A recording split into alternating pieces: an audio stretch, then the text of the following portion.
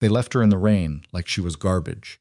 3 men in a black sedan pulled to the shoulder of an industrial road. At the edge of the city, the kind of road where the streetlights had been broken so long. Nobody bothered reporting them anymore, and they opened the rear door and shoved Celine Hart out onto the wet asphalt. She hit the ground shoulder first. The impact drove the air out of her lungs.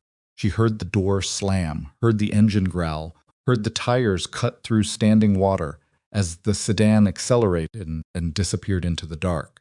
She lay there with rain hammering down on her back, and she couldn't move. Not because she was afraid, because her body had simply stopped cooperating. Her left eye was swollen nearly shut. 2 of her fingers bent at angles that made her stomach turn when she caught a glimpse of them. The side of her face was pressed against cold asphalt, and she could feel small pieces of gravel cutting into her cheekbone. But the pain felt distant, like it was happening to someone a few feet away. She had told them nothing. That was the thing she held on to, while the rain filled her ears and headlights from passing cars swept across her without slowing. She had sat in that basement room for 9 hours, and she had not given them a single name, a single location, a single word they could use.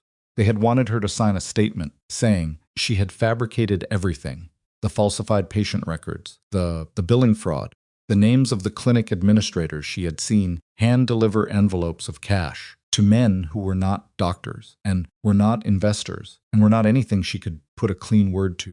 They had wanted her signature on a piece of paper that would make their problem go away. She had not given it to them. So they had made her a different kind of problem, the kind you dump on an empty road and let the rain finish. Truck passed, then a motorcycle, then 2 women walking fast under a shared umbrella who saw her, hesitated, and kept moving. She didn't blame them. She understood, in a cold and clinical way, exactly what they saw. A woman face down on the side of the road at 2 in the morning in the worst neighborhood in the city. They had families. They had their own survival to protect. She understood it. She still couldn't move. Her fingers found a crack in the asphalt, and she pressed her palm flat and tried to push herself up. Her arm shook. Her vision split into 2 overlapping images, and she dropped back down. The rain was getting harder. She could feel her body temperature dropping in a way that her nursing training told her was a problem, the kind of problem that compounded quietly and then all at once. Get up, she told herself. You did not survive 9 hours in that basement to die in the rain. She tried again. That was when the convoy appeared. She heard them before she saw them, a low, mechanical rumble that cut through the rain differently than ordinary traffic. Heavier, coordinated, the sound of multiple vehicles moving together at the same speed. Headlights appeared from the east, 3 of them. Then she counted again. 5. 5 black SUVs moving in tight formation, and they weren't slowing down. And she pressed her cheek back against the asphalt because she had learned in the last 24 hours that vehicles connected to certain kinds of people were not things you wanted to flag down. Convoy slowed anyway. The lead SUV pulled to the shoulder 20 feet ahead of her. The others stopped in sequence behind it, engines idling, headlights cutting through the curtain of rain. She heard doors open. She heard footsteps, not panicked, not hurried, the kind of footsteps that belonged to people who never needed to hurry because the world rearranged itself around them. Turned her head enough to see boots, expensive ones. The kind that cost more than a month of her rent, now soaked through and standing in an inch of runoff water, without any indication that the man wearing them considered this a problem. Get her off the ground. His voice was low, not loud. Kind of voice that had learned it didn't need volume to be obeyed. 2 men in dark jackets moved past him immediately, crouching beside her, and she reacted the only way her body knew, how she pulled away, gasping, because she did not know these men, and she had just spent 9 hours learning exactly what unknown men were capable of. Don't. The voice again. Closer now. Nobody's going to touch you. She forced her one working eye up. He was standing in the rain without an umbrella, which was the first thing that registered as strange. Tall. Dark coat. A face that had been handsome once, and still was, in the way that certain things stay beautiful, even after they've been through something that should have destroyed them. His jaw was tight. His eyes were moving over her with an expression she couldn't immediately classify, not pity, not calculation, something rawer than either. His gaze dropped to her wrist. She had one piece of jewelry she'd never taken off in 4 years, a thin silver bracelet with a small hammered disc that her grandmother had given her the morning she left for nursing school. The disc was engraved with nothing, just a smooth circle of worn silver that caught light when it moved. It was the kind of bracelet that meant nothing to anyone who hadn't been told the story behind it. Something happened to the man's face. It wasn't dramatic. It wasn't the kind of transformation you'd notice if you were watching from a distance.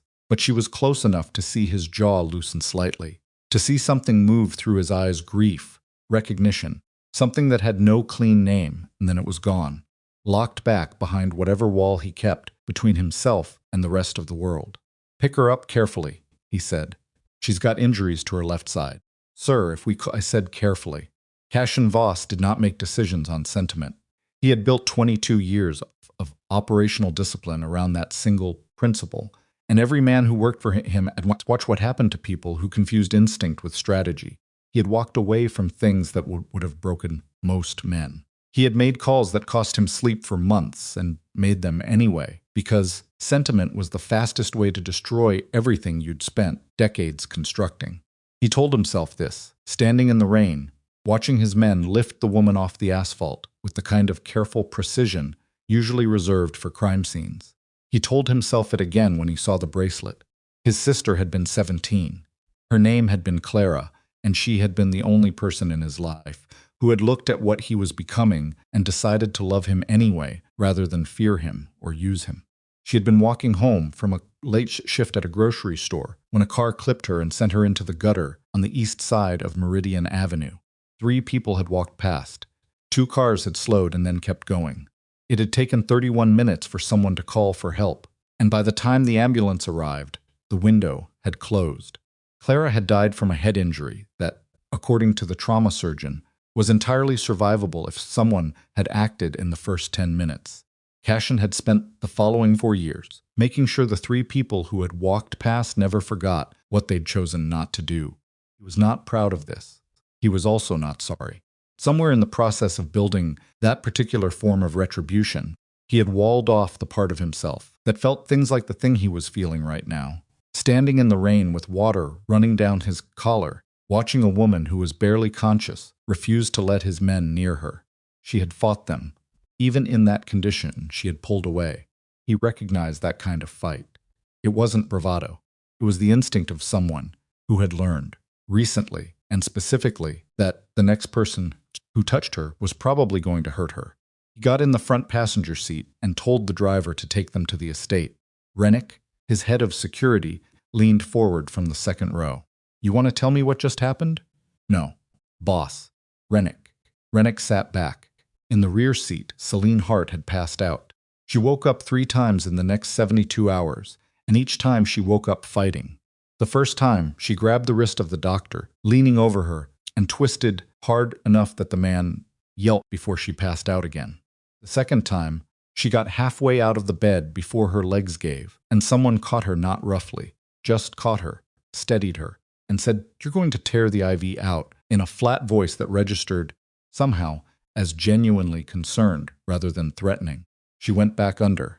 The third time, she woke up fully. The room was quiet. Pale light came through curtains that looked like they'd been selected by someone with more money than personality. Heavy fabric, neutral color, completely anonymous. A monitoring unit beeped at regular intervals to her left. Her right hand was wrapped. Her ribs were taped. The swelling in her eye had reduced enough that she could see through it, though the light still made her wince. She lay still for a long time, assessing. Nobody in the room. One door closed. One window, curtains drawn. Her body ached in 11 distinct locations she could catalog by proximity to vital structures. She was a nurse. This was what her brain did.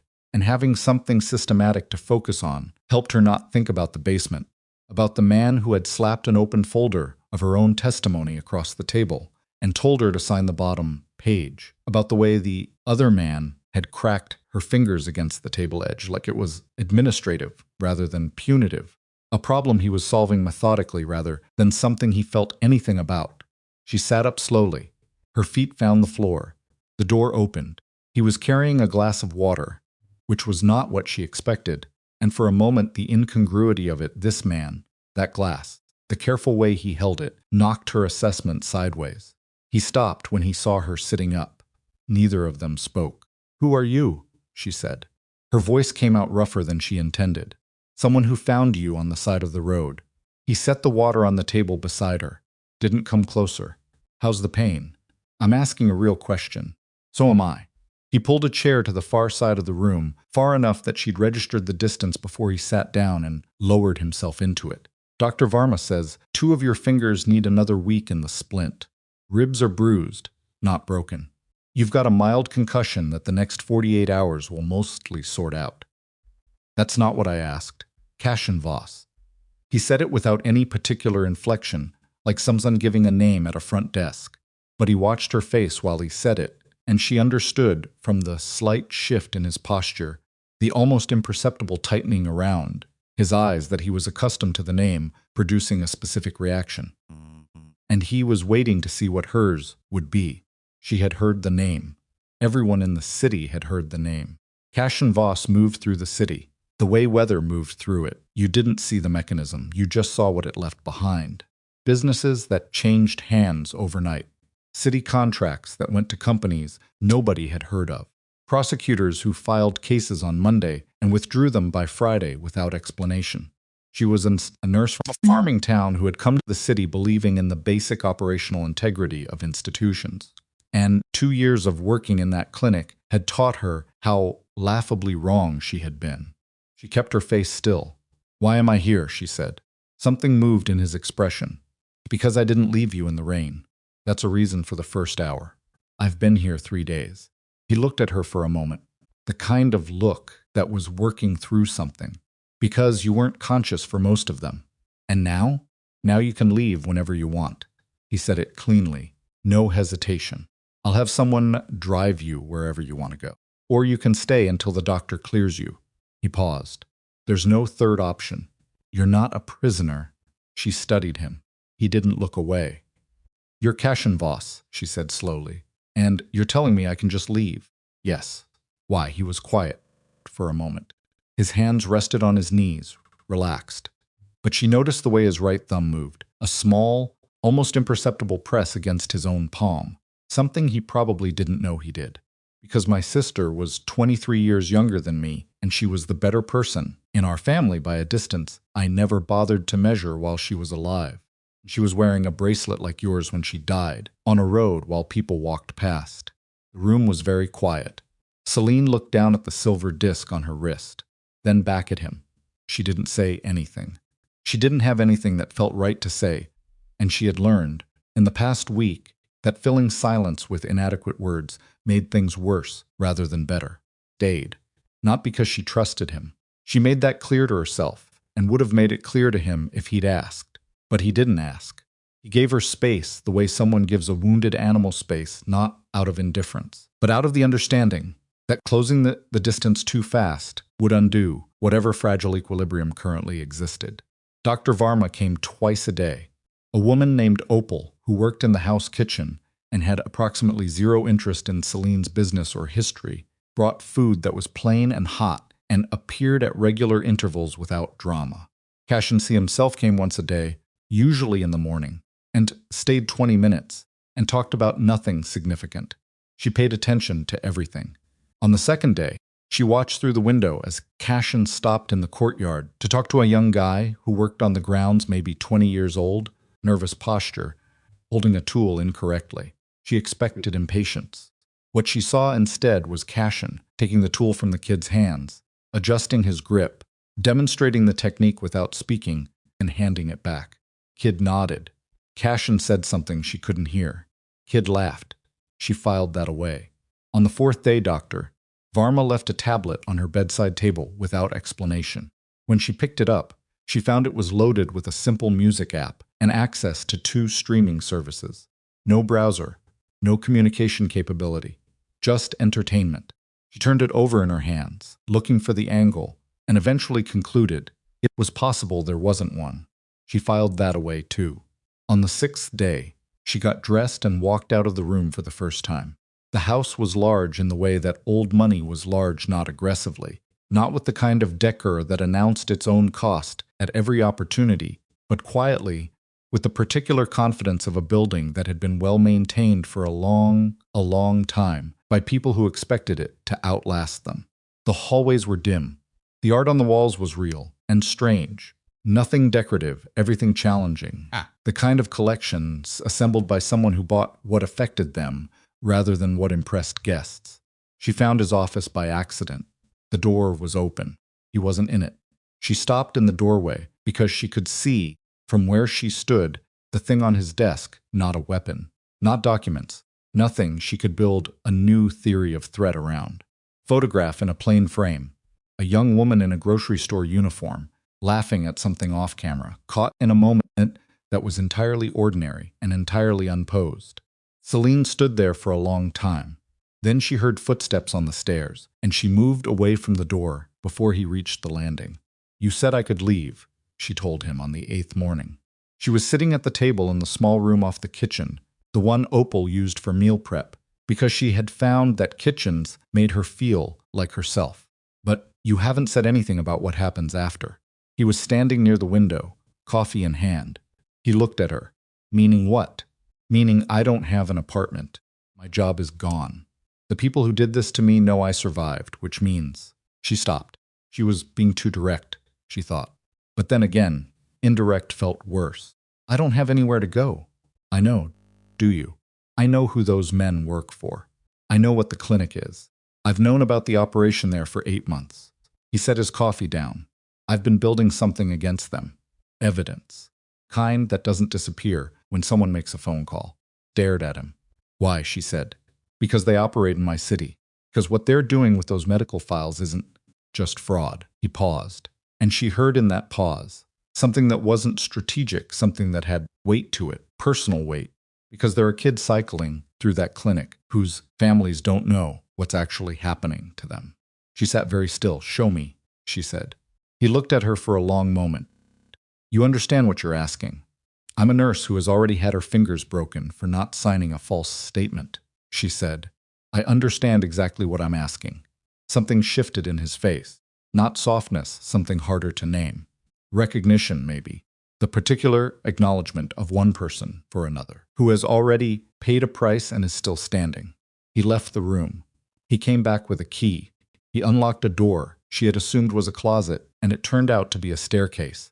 And at the bottom of the staircase was a room with filing cabinets, 3 screens, and 8 months of accumulated documentation on an operation that had been running medical fraud as a front for something considerably worse. Celine sat down at the table, looked at the first file, and didn't look up for 6 hours. She had come to the city believing in institutions. That was the honest version of her own history. She had been a good student at a small agricultural college in a county most people couldn't find on a map. She had been the kind of daughter who called home twice a week, and the kind of student who went to office hour, and not because she needed help, but because she thought the relationship mattered.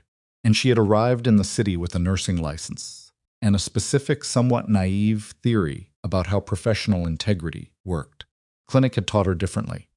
It had taken her 6 weeks to understand that the billing irregularities she'd noticed weren't errors. Another month to realize that the patient files cycling through the administrative office were not actual patients or numbers like actual, but numbers attached to treatment codes for procedures that had never been performed.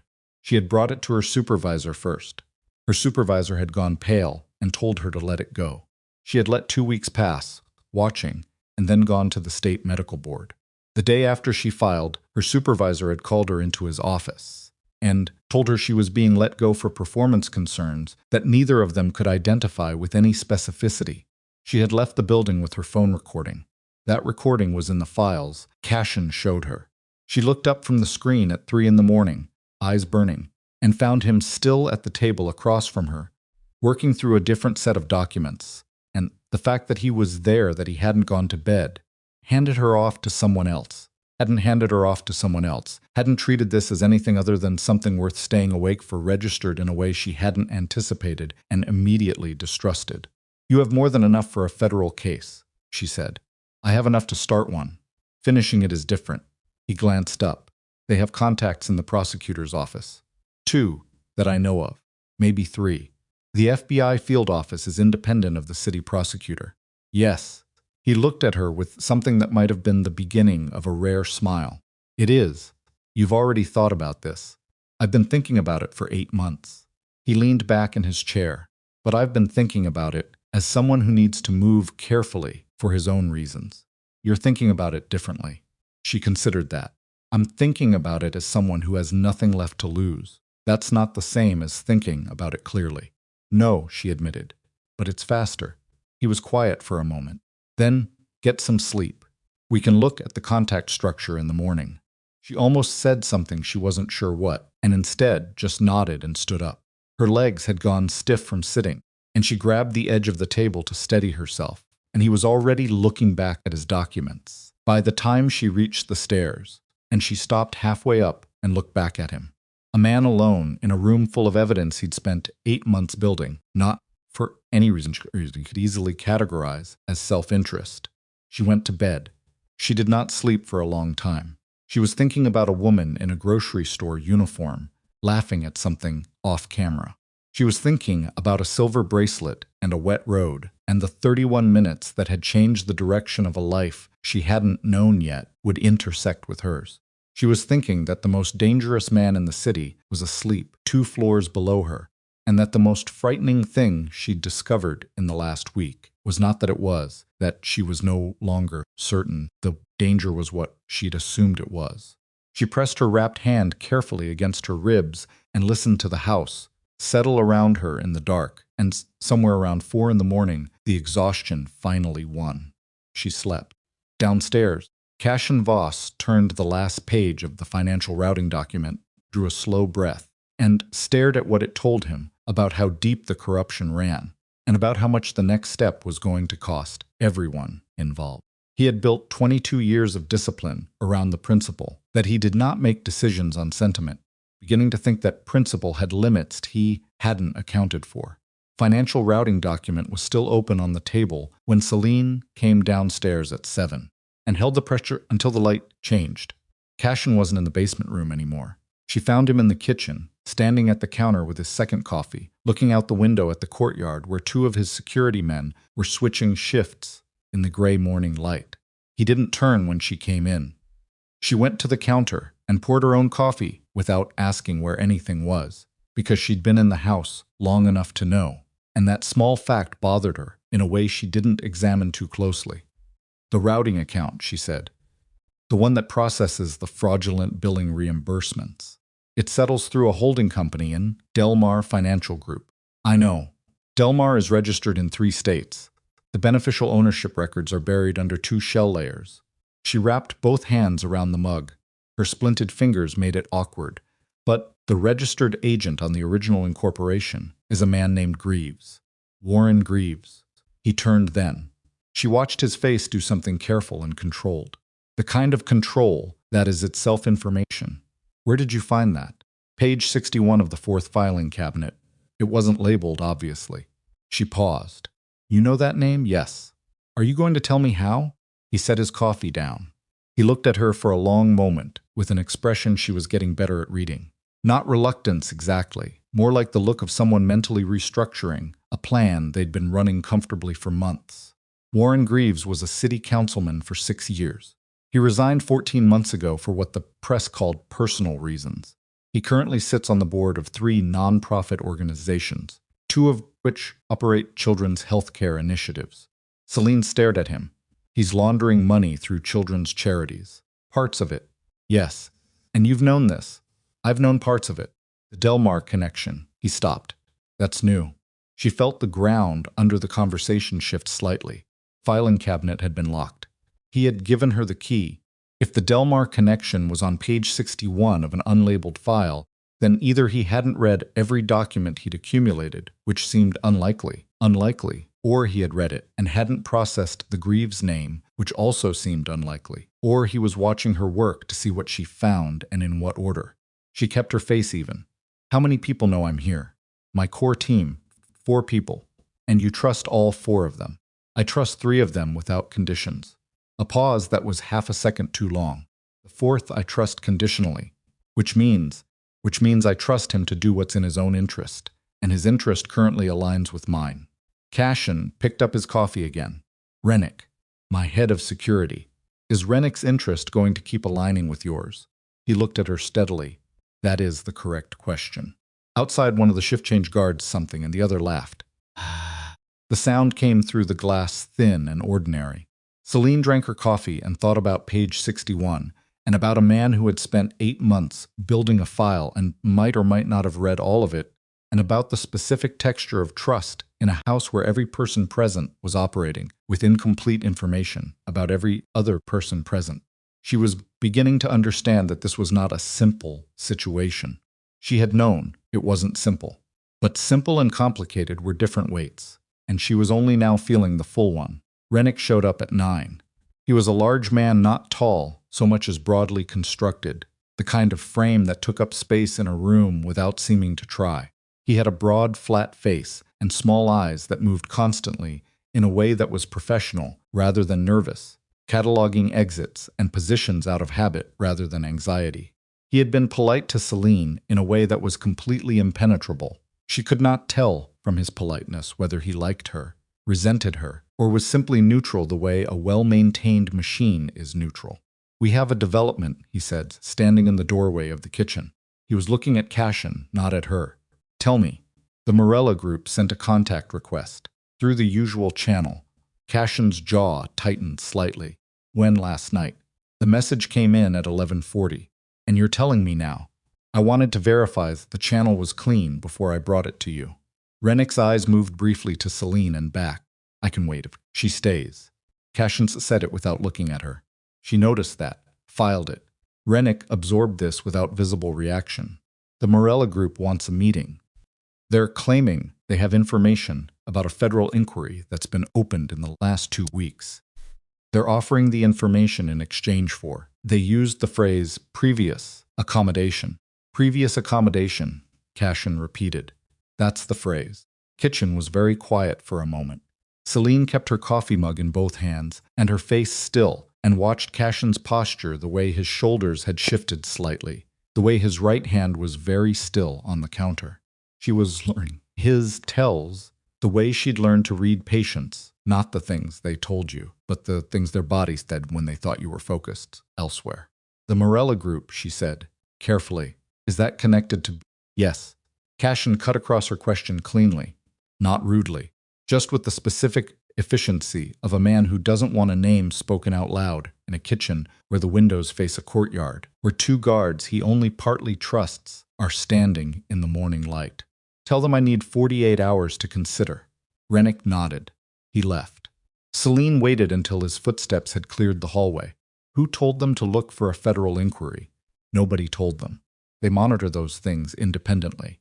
A federal inquiry was opened in the last 2 weeks. She set her mug down. That's 2 weeks after I filed my original report with the state medical board, and someone in that office leaked it. That's 2 weeks after your convoy found me on that road. She looked at him. Is that a coincidence? He met her eyes. No. Someone in your circle made a call. Or someone in mine heard something, and it reached the wrong set of ears without a direct call. His voice was even. I don't know yet which it is. But you have a suspicion. He didn't answer immediately, which was itself an answer. Celine pushed off from the counter. So protested him, and she absorbed the pain without letting it show, because she had learned in the last week that showing pain in front of him produced a particular kind of attention. She wasn't sure she wanted too careful, too focused, carrying a weight of something she didn't have a clean name for. I need to see the communication logs from the night I arrived. Whatever security documentation you have from that 48-hour window. He looked at her. Why? Because if the inquiry was triggered by my arrival here, then whoever made the call did it within 48 hours of me coming through your door, and that means I can narrow it. Something moved in his expression. It might have been the specific respect you feel for a person who is injured and thinking faster than you'd expected. He didn't say anything. He walked to a cabinet at the far end of the kitchen, unlocked it with a key from his pocket, and removed a flat black drive. He handed it to her. She took it. Their fingers didn't touch. She noticed this the same way. She noticed everything in the house not because it meant something, but because noticing was the mechanism keeping her functional. She spent 4 hours in the basement room. Communication logs were thorough. Cashin ran his operation with the particular administrative discipline of someone who had learned through expensive mistakes. That documentation was protection. Every digital interaction from the estate's internal network logged with timestamps. Every outgoing communication that flagged by device and account. She worked through them the same way. She worked through patient charts, not looking for what was supposed to be there, but looking for what shouldn't be. She found it at the 2-hour mark. At 3:47 a.m. on the night, Cashin's convoy had brought her in while she was unconscious in the medical room upstairs. A message had been sent from a device registered to the estate's secondary security channel. The message itself was encrypted, and she couldn't read the content. But the recipient address resolved to a routing node she recognized from the Delmar financial documents. The same network. She sat back in her chair and looked at the ceiling and breathed very deliberately and slowly, the way she'd been taught to breathe in the emergency rotation when you needed your hands steady. Someone in this house had contacted the syndicate the night she arrived, not the next day, not after careful consideration, within hours, while she was unconscious, and while Cashin was presumably still deciding what he was even doing, by bringing her here. She printed the log entry, folded it, and put it in her pocket. Then she sat there for another 20 minutes, deciding whether to show it to him. He was in his office when she came upstairs. The door was open. It was always open when he was working. She'd noticed, which seemed counterintuitive for a man with his particular security concerns, until she understood that it was because an open door meant he could hear the hallway. He read people through sound and peripheral vision, the same way she read them through physical tells. Different instruments, same underlying practice. She stood in the doorway. He looked up. She took the folded paper from her pocket and set it on his desk. He unfolded it. He read it. He read it again, more slowly. The room was very quiet. "Which device?" he said. His voice was level, completely level, the way water is level, right before it starts moving. The secondary security channel. The device registration traces to a unit assigned to Shift 2 oversight. She paused. Rennick manages Shift 2 scheduling. Cashin put the paper flat on his desk. He pressed his palm against it once, like he was making sure it was real. Then he stood up and went to the window, the one that faced a different direction than the kitchen window, looking out over the back of the property rather than the courtyard. He stood there with his back to her. She waited. "Rennick has been with me for 11 years, he said. "I know. He pulled my brother out of a building that was on fire. Literally. I watched him do it. I know, that doesn't change what this is." He wasn't asking her. He was saying it out loud, because saying it out loud was the process by which he was making himself believe it. "No," she said, "it doesn't." He turned around. His face had settled into something very still. The grief and the rage were both there, but they were being held somewhere underneath the stillness, the way heat stays in a stone, after the sun has moved. If Rennick made that call, he did it for a reason. He doesn't do things without reasons. What would his reason be? Insurance. If the syndicate knew you were here, they'd have leverage over me through you. And Rennick managing that leverage would make him. He stopped, started again. It would make him more valuable to both sides. He's been positioning himself. For how long, I don't know. He moved away from the window. He came to the desk but didn't sit. He stood with his hands flat on the surface, looking at the log entry, and she watched the very small, very controlled movement in his jaw that told her how much effort the control was currently costing him. If Rennick is running dual communication, then the syndicate already knows the documentation we've been building. They know what we have. Celine felt the implications of that land one at a time. It's like plates dropped from a height. Which means the filing cabinets are compromised, she said. The originals, yes. And the evidence we've been cross-referencing. They know what we've assembled. They don't necessarily know what we haven't assembled yet. He looked up at her. The Delmar connection, the Greaves registration, found that on page 61 of an unlabeled file.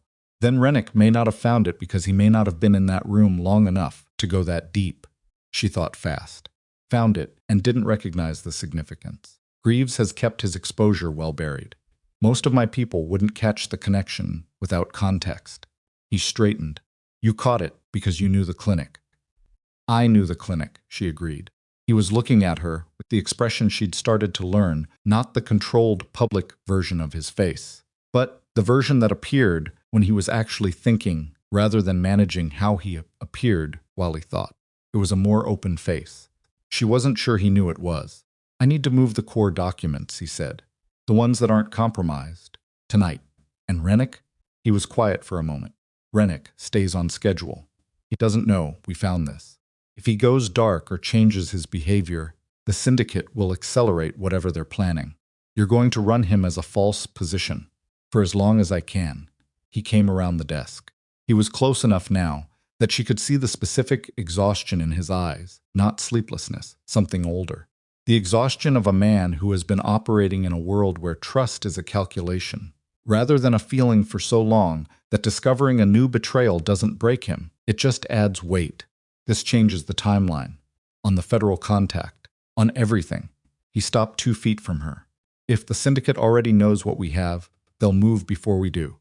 They'll go to whoever they have in the prosecutor's office, and they'll build a preemptive narrative. Make us the criminals. Make the evidence look fabricated. He stopped. Make me look like a disgruntled former employee who attached herself to a known criminal figure to manufacture a case. She finished. I know. I thought about that at 2 in the morning 3 days ago. He looked at her. I have a contact, she said, at the FBI field office. Special Agent Dara Lim. I treated her daughter in the emergency room 8 months ago. Complicated situation. I won't get into it, but she gave me her direct line and told me to call if I ever needed something outside normal channels. She held his gaze. I never used it. I used the state medical board because I still believed in going through proper channels. Now I know how that went. She held his gaze.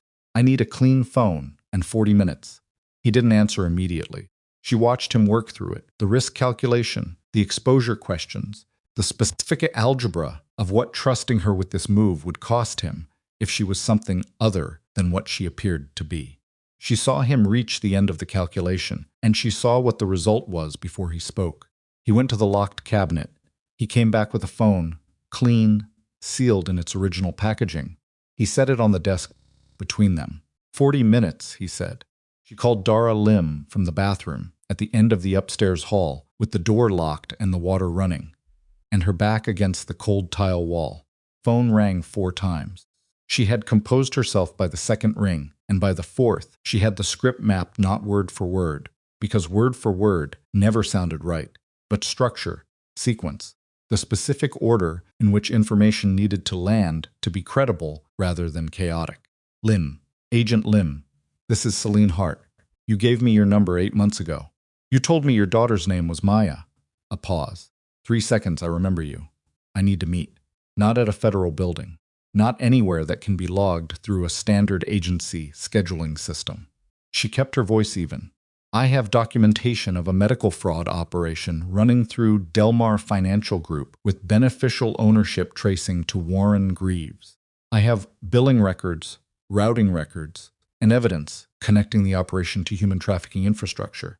I also have reason to believe there is syndicate contact inside, the city prosecutor's office. Another pause. Longer. Where are you? Lim said. Somewhere safe. For now. Are you with Cashin Voss? Celine's hand tightened on the phone. She had not said his name. Why would you ask me that? Because Cashin Voss opened an informal inquiry channel with our organized crime division 6 weeks ago, anonymously. But we're not entirely without resources, Miss Hart. A beat. The inquiry was about Delmar Financial Group. Tile wall was cold against her shoulders. She pressed into it. He didn't tell me that. People like Voss don't tell people things until the timing serves them. Another pause. That doesn't mean his information is wrong. It means you need to understand the situation you're in. I understand the situation I'm in, do you? Lim's voice was careful, genuinely careful, not performatively. He's not a witness, Ms. Hart. He's a subject. Whatever documentation he's given you access to, whatever safety he's provided, that context doesn't go away when this goes to trial. Celine stared at the ceiling. The water was running. Downstairs. Somewhere. Cashin, Voss was moving documents that a man he'd trusted for 11 years had compromised, and he was doing it alone. And she was up here being told something she had known, in a structural sense, since the first morning she'd woken up in his house, and still somehow needed to hear said out loud. "I know what he is," she said. "Then you know this gets complicated." "I know." She closed her eyes once, opened them. "Can you meet? Day after tomorrow, 7 a.m. There's a diner called Holt's on the east side, off Meridian. I'll be alone." A pause. "Come alone, I'll try." Ms. Hart. Lim's voice shifted slightly. "Be careful who you tell about this meeting." Call ended. Celine sat on the edge of the bathtub with the running water, filling the silence, and thought about an informal inquiry opened 6 weeks ago. She thought about a man who had given her a key to a locked room and a clean phone and 40 minutes, and had not asked what she found in either case. She thought about the photograph on his desk. She thought about the specific weight of being simultaneously protected by someone and uncertain of them, and about how that weight was different from danger but not entirely separate from it. Turned off the water and went downstairs. He was in the basement room. She stood in the doorway and watched him. For a moment he was transferring files from the cabinets to a hard case. Methodical, organized, the same administrative discipline she'd seen in everything he did. He didn't look up when she came in, but his posture shifted slightly in the particular way that meant he'd registered her presence. "Lim says you opened an informal inquiry with the FBI Organized Crime Division 6 weeks ago," she said. He stopped. He put the file in his hand on top of the case, turned around. "Anonymously," she added, "but apparently not successfully." "No." His voice was even. "Apparently not. You were going to tell me." He looked at her steadily. "When the timing was right." "When would that have been?" "After I knew whether the inquiry had gone anywhere. After I knew you were stable enough to hear it without—" He stopped, started again. "More precisely. After I knew you were thinking clearly rather than reacting." She felt anger move through her, clean and specific, not explosive, the kind that knew its own dimensions. "You've been managing what I know. I've been sequencing what I tell you. Those aren't the same thing. They feel the same." "I know." He held her gaze. No deflection, no additional justification, just acknowledgement. "I'm sorry." The apology landed differently than she'd expected. She'd braced for something defensive, something lawyerly, and the plainness of it knocked her slightly sideways. She kept her voice steady. "Lim wants to meet. Day after tomorrow. 7 a.m. We're a diner on Meridian. She told me to come alone." His jaw tightened. "You're not going alone." "She told me to come alone." "I heard you. You're still not going alone." He came toward her, not aggressively, just crossing the room, but his posture had shifted from administrative to something more direct. "If Rennick has been running communication with the syndicate, they may already know about Lim. They know about Lim, and they know you've been here. They will. I understand the risk. Then understand that I cannot—" He stopped himself. She watched him stop himself, watched him pull back from whatever he'd been about to say and reframe it. "Cannot what?" she said quietly. He was standing close enough that she could see the specific tension in his face, the thing he was holding back, and the effort that holding it back required. "I can't move forward with any of this if you're not alive to testify." It was a reasonable answer. It was also not the complete answer. She let the incomplete part sit between them, unnamed, because naming it would change the geometry of the room in ways she wasn't prepared to manage. "One of your men," she said. "Unmarked vehicle. Stays 2 blocks back. Lim doesn't see them." He considered this. "Rennick doesn't know about the meeting, obviously." "Then yes." He stepped back, put space back between them. "1 man. 2 blocks. You have a comm piece?" She nodded. He turned back to the files. She stayed in the doorway for another moment, watching him work, watching the controlled and careful way he moved through a situation that was costing him something she could see in the set of his shoulders, even when his face was turned away from her. Cashin. She used his name for the first time without thinking about using it. Turned. "The inquiry you opened with the FBI," she said. "Was it before or after your convoy found me?" A pause. "Before," he said. She nodded. She went upstairs. She lay down on the bed in the medical room, still the medical room in her head, probably always the medical room, and stared at the ceiling, while the house settled around her, and outside the window, this afternoon went slowly gray, and the temperature dropped. And somewhere in the city, a man named Rennick was finishing a shift he didn't know would be one of his last working both sides of the same ledger. She reached for her phone, the clean one, still in her hand, and looked at the call log. One call, Dara Lim, 40 minutes ago. She thought about what Lim had said. He's not a witness. He's a subject. She knew that. She had always known that. But knowledge and reckoning were different weights, and she was beginning to understand that the distance between them was the specific terrain she was going to have to walk across. Very soon, no map and no clean choices, and the certain knowledge that the syndicate had already sent word to people. She couldn't identify yet in places she couldn't fully anticipate that the woman they'd left for dead on a rain-soaked road was still standing, and not standing quietly. She closed her hand around the phone, and in the room below her, she heard a drawer close, heard footsteps cross toward the staircase, heard them slow and then stop at the bottom, as if the man at the foot of the stairs was standing there for a moment in the silence, before deciding which direction to go. Then the footsteps moved away.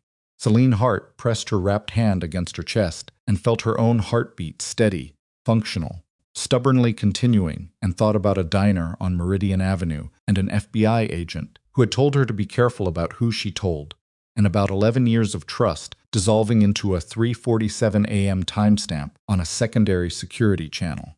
The city outside the window had gone fully dark by the time she stopped thinking and started planning, and the plan that assembled itself in the quiet of that room was harder and colder and more precise than anything she had arrived in the city 4 years ago believing she would ever need to build.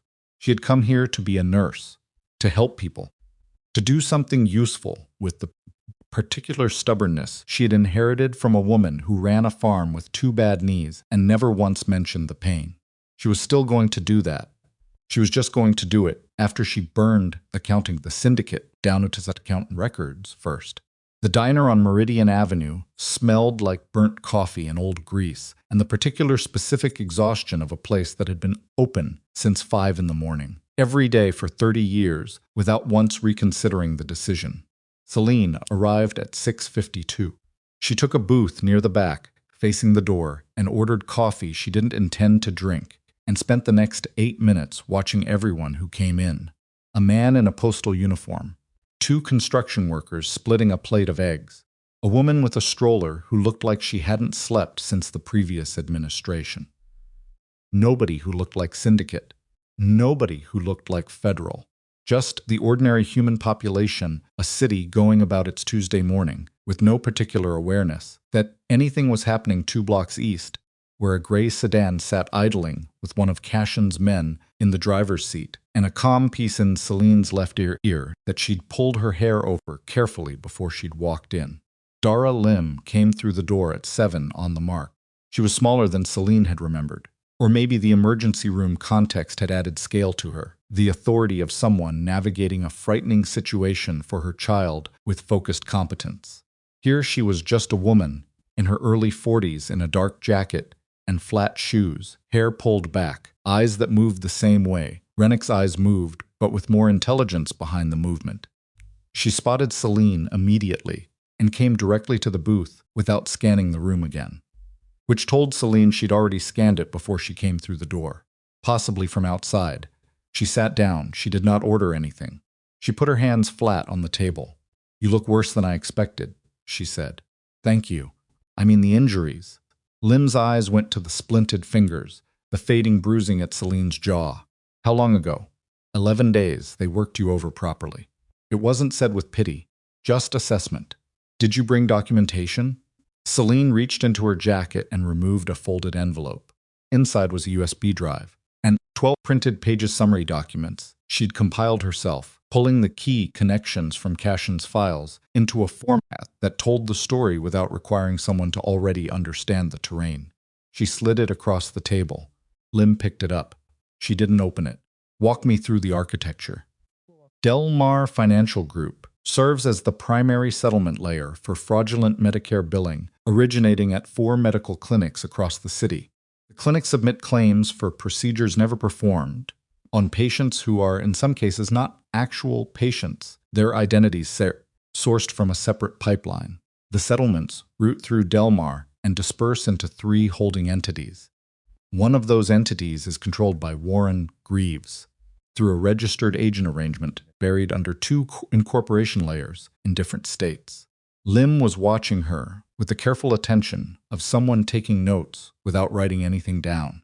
The human trafficking connection, the identity, plight for the ghost patients overlaps with a network that processes undocumented individuals through labor placement. Some of those individuals have medical procedures billed against their identities without their knowledge or consent. Procedures generate billing revenue and create medical records that can be used for secondary fraud. Celine kept her voice flat and clinical because flat and clinical was the only register in which she could discuss this without the anger becoming a problem. Closed loop. The identities generate revenue. The revenue moves through Delmar. Delmar funds entities that Greaves controls, and some of that money cycles back into the clinic operations as investment capital. Lim was quiet for a moment. You have documentation for all of this. The USB has routing records, billing records, incorporation filings, and communication logs connecting the clinic administrators to Delmar. The Greaves connection is documented. The identity pipeline. She stopped. The identity pipeline documentation is incomplete. I know it exists. I have 2 data points connecting it to the billing records. I don't have the full structure. 2 data points is enough to open a formal subpoena process. Lim turned the envelope over in her hands. What I need to ask you, Ms. Hart, is about the provenance. Celine had expected this. The documents came from an ongoing private investigation, conducted by Cash and Voss, conducted by someone with access to financial records and internal communications that the syndicate didn't know had been compiled. She held Lim's gaze. The documents are real. The routing records match publicly verifiable incorporation filings. The billing records can be cross-referenced against Medicare submission data through your own systems. The question isn't whether they're real. The question is chain of custody and how they were obtained. Lim set the envelope on the table between them. Evidence obtained through illegal means by a known criminal figure creates problems in federal court that don't go away because the underlying facts are true. I know that. Does Voss know that? He knows it. She held Lim's gaze. He's been building this with the intention of handing it to federal investigators, not using it for his own leverage. He opened an inquiry channel with your organized crime division 6 weeks ago. Anonymously, yes. Lim looked at her for a long moment. The diner moved around them, dishes clattering, the postal worker leaving, the 2 construction workers arguing pleasantly about something sports-related. Normal Tuesday morning.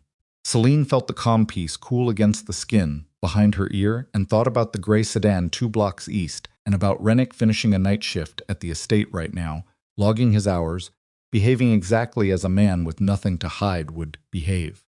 There's something I need to tell you, Lim said. Her voice had changed. Not dramatically, just a degree of careful that hadn't been there before. The way a doctor's voice changes when they're about to say something that requires the patient to be sitting down. Celine sat very still. The anonymous inquiry your source opened. 6 weeks ago we tracked its origin, as I mentioned. What I didn't tell you on the phone is what happened after we tracked it. Lim's hands were flat on the table. We ran the inquiry through standard vetting protocol. That protocol routes new inquiry information through a review committee, 2 agents and 1 coordinating supervisor. Celine felt the cold start at the back of her neck. Coordinating supervisor on the review committee for organized crime inquiries, Lim continued, each word placed with the precision of someone who understood that what they were saying could not be unsaid, is a man named Douglas Hale. He's been with the Bureau for 19 years. His record is clean. His evaluations are clean. She paused.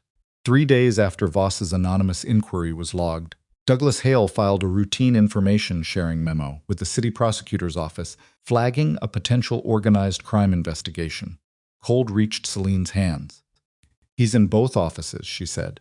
He shared information that was supposed to be protected under active inquiry protocol with an office that has compromised contacts. Whether he did it deliberately or through negligence, the result is the same.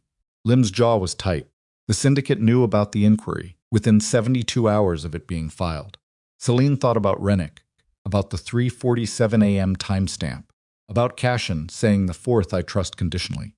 She thought about the specific chain, Hale shares the inquiry with the prosecutor's office. The compromised contact in the prosecutor's office passes it to the syndicate. The syndicate sends word to Rennick. Rennick sends the message from the estate secondary channel the night she arrived. "They've been ahead of us the entire time," she said. Her voice came out steady. She was proud of that. "Since the beginning, yes." Lim looked at her steadily. "Which means the documentation you've brought me, if it was compiled at the estate, and if Rennick was running communication with the syndicate, they may already know the scope of what you've assembled.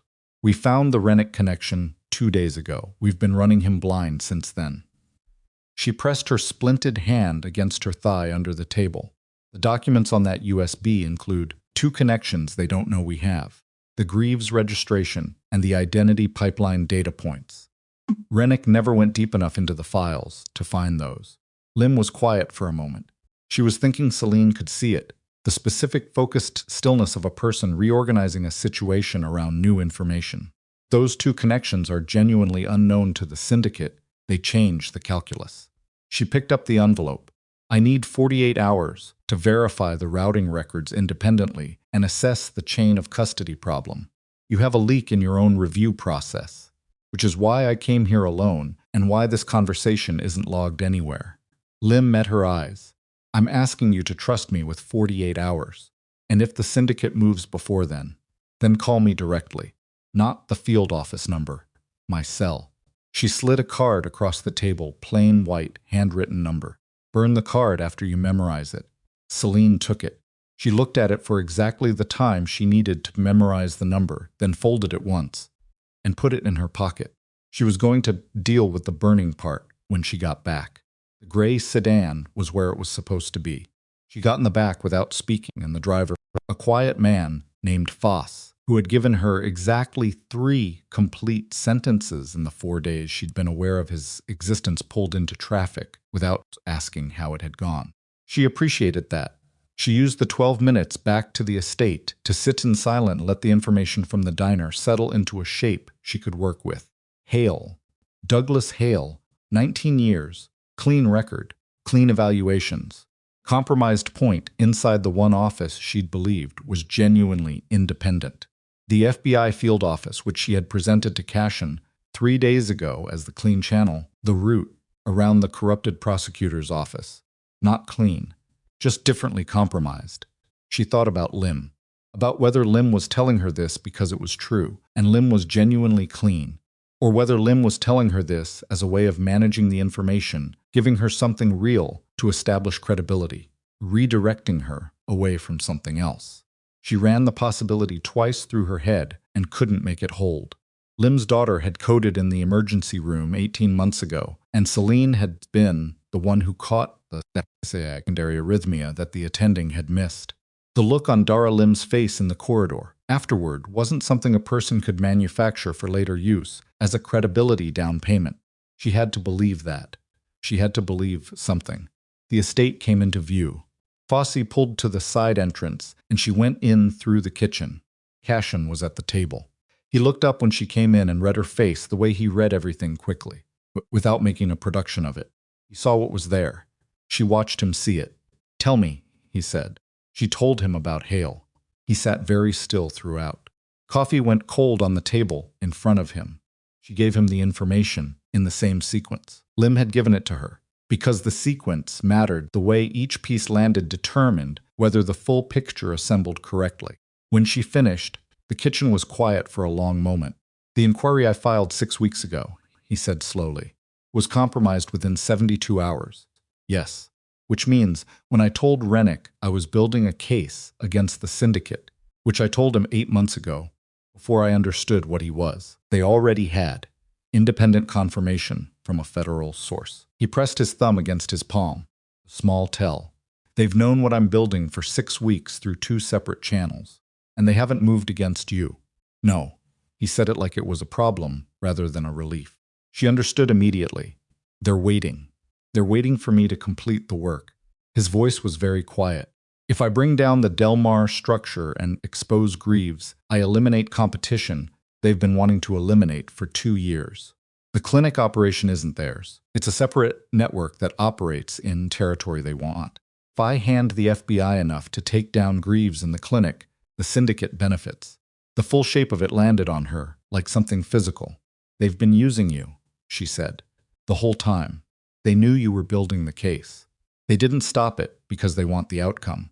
They want the Delmar network gone. They want Greaves gone. And when the dust settles, they expand into the vacuum. He stood up. His chair scraped back, and he walked to the window and stood there with his back to her. And she could see in the set of his shoulders the specific quality of a man recalculating everything from the foundation. Every move I've made, every document, the inquiry, bringing you here. He stopped. They may have wanted you here. She felt that one differently. Explain. He turned around. His face was controlled, but the control was costing more than usual. A nurse with direct knowledge of the clinic's operations, with testimony already on record with the state medical board, now residing at my estate, with access to 8 months of financial documentation. If the syndicate decides the case I've been building is taking too long, or if they decide the Greaves exposure creates risk they didn't anticipate, he stopped again. They don't need to use Rennick to destroy the case. They just need to tell the right people where you are. Make me look like I'm manufacturing evidence with a known criminal, or make you disappear entirely and let the case collapse without a witness. Kitchen was very quiet. Celine's hands were steady. She noticed this about herself. She had always been steadiest. When things were worst, the emergency room had taught that, the paradox of calm arriving precisely when everything was most wrong. Lim said she needs 48 hours. We may not have 48 hours. He came back to the table. He sat down. He looked at her directly. Last night, while you were sleeping, Rennick asked me about our timeline. Specifically, he asked whether we were planning to make federal contact before the end of the month. He asked you directly. He framed it as logistical concern. He said he was trying to plan security coverage. Cashin's jaw tightened. Rennick has been with me 11 years. He knows I don't give timelines to security planning. He was asking for someone else. He's accelerating their schedule. Something shifted. Something made them need the timeline sooner than they'd planned. He looked at her. What did you bring out of the diner that they didn't already know? Thought. Hail Lim. The 48-hour window. Card with the handwritten number, now memorized and burned, in the small ashtray in the sedan before she'd gotten out.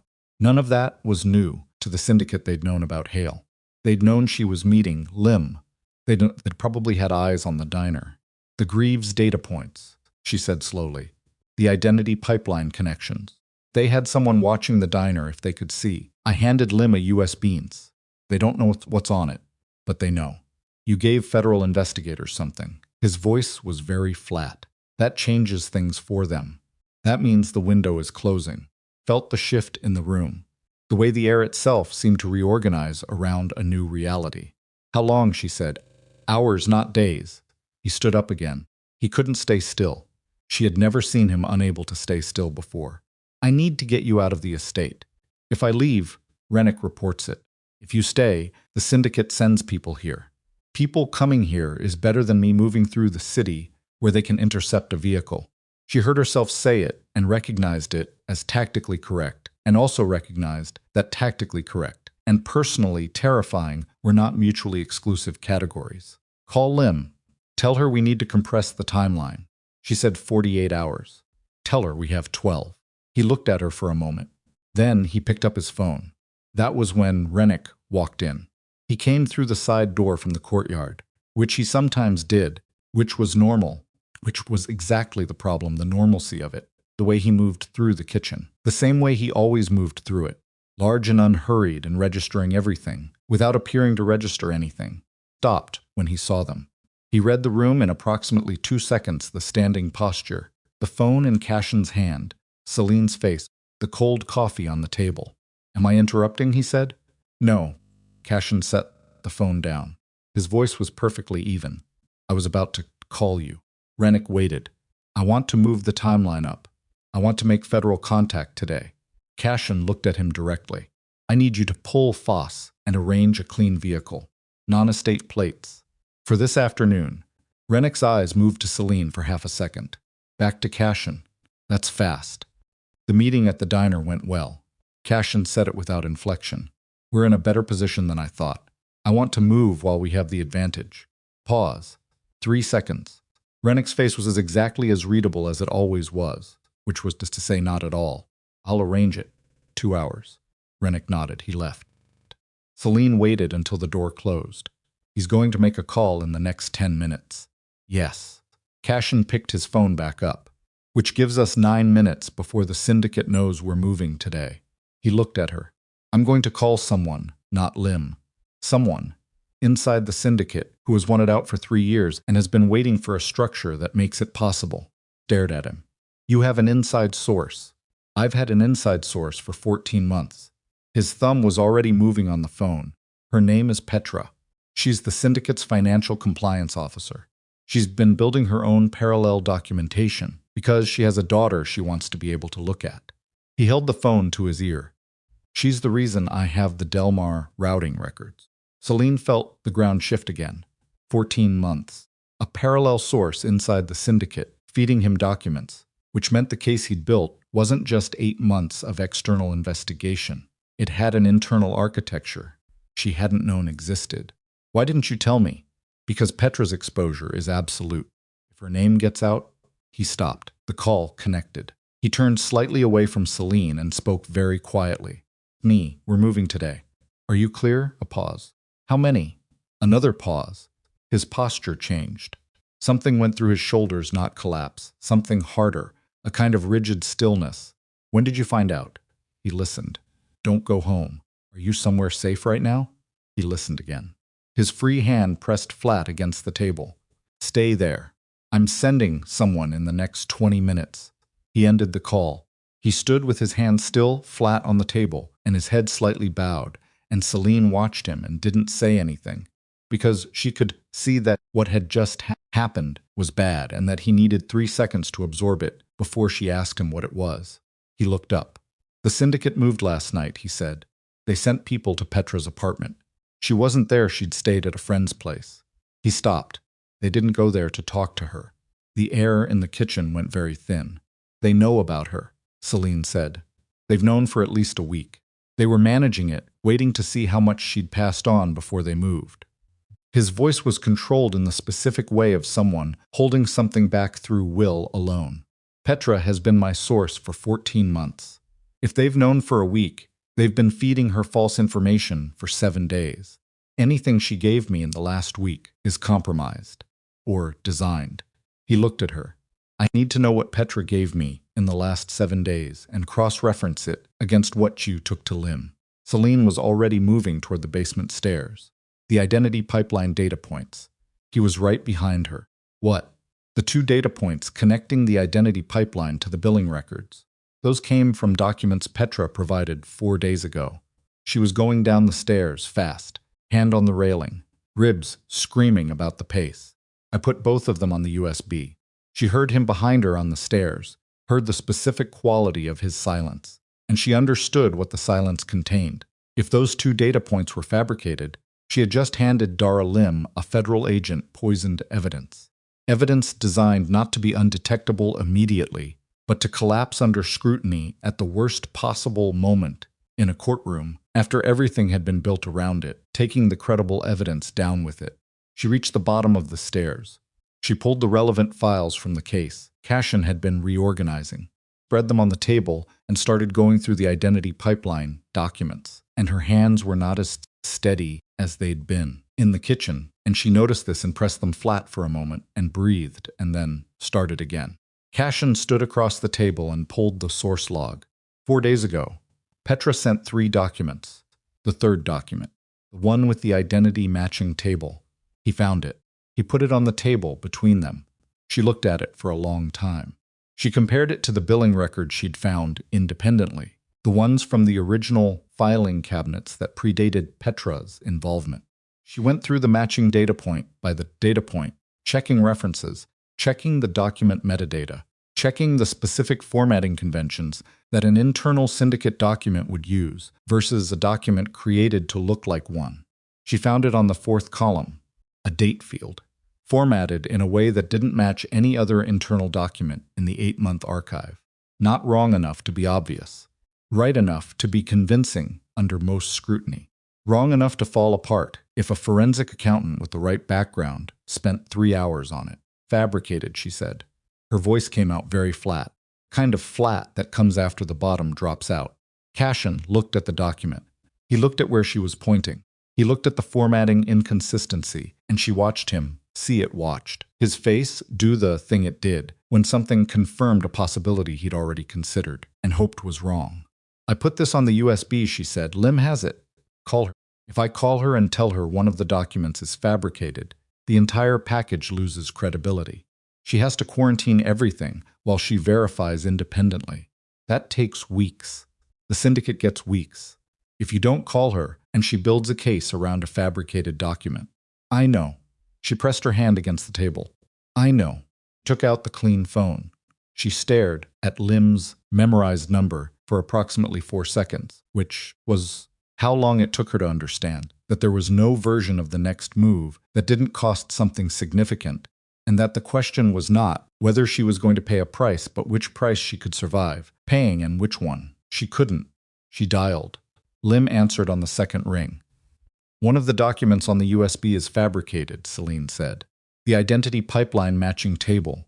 The date formatting in column 4 doesn't match internal document conventions. Our inside source was burned a week ago, and we were fed a planted document. She stopped. I'm sorry. I didn't know. A silence that lasted long enough that Celine could hear the diner background sounds behind Lim. She was still there, or somewhere public, coffee cups and ambient noise.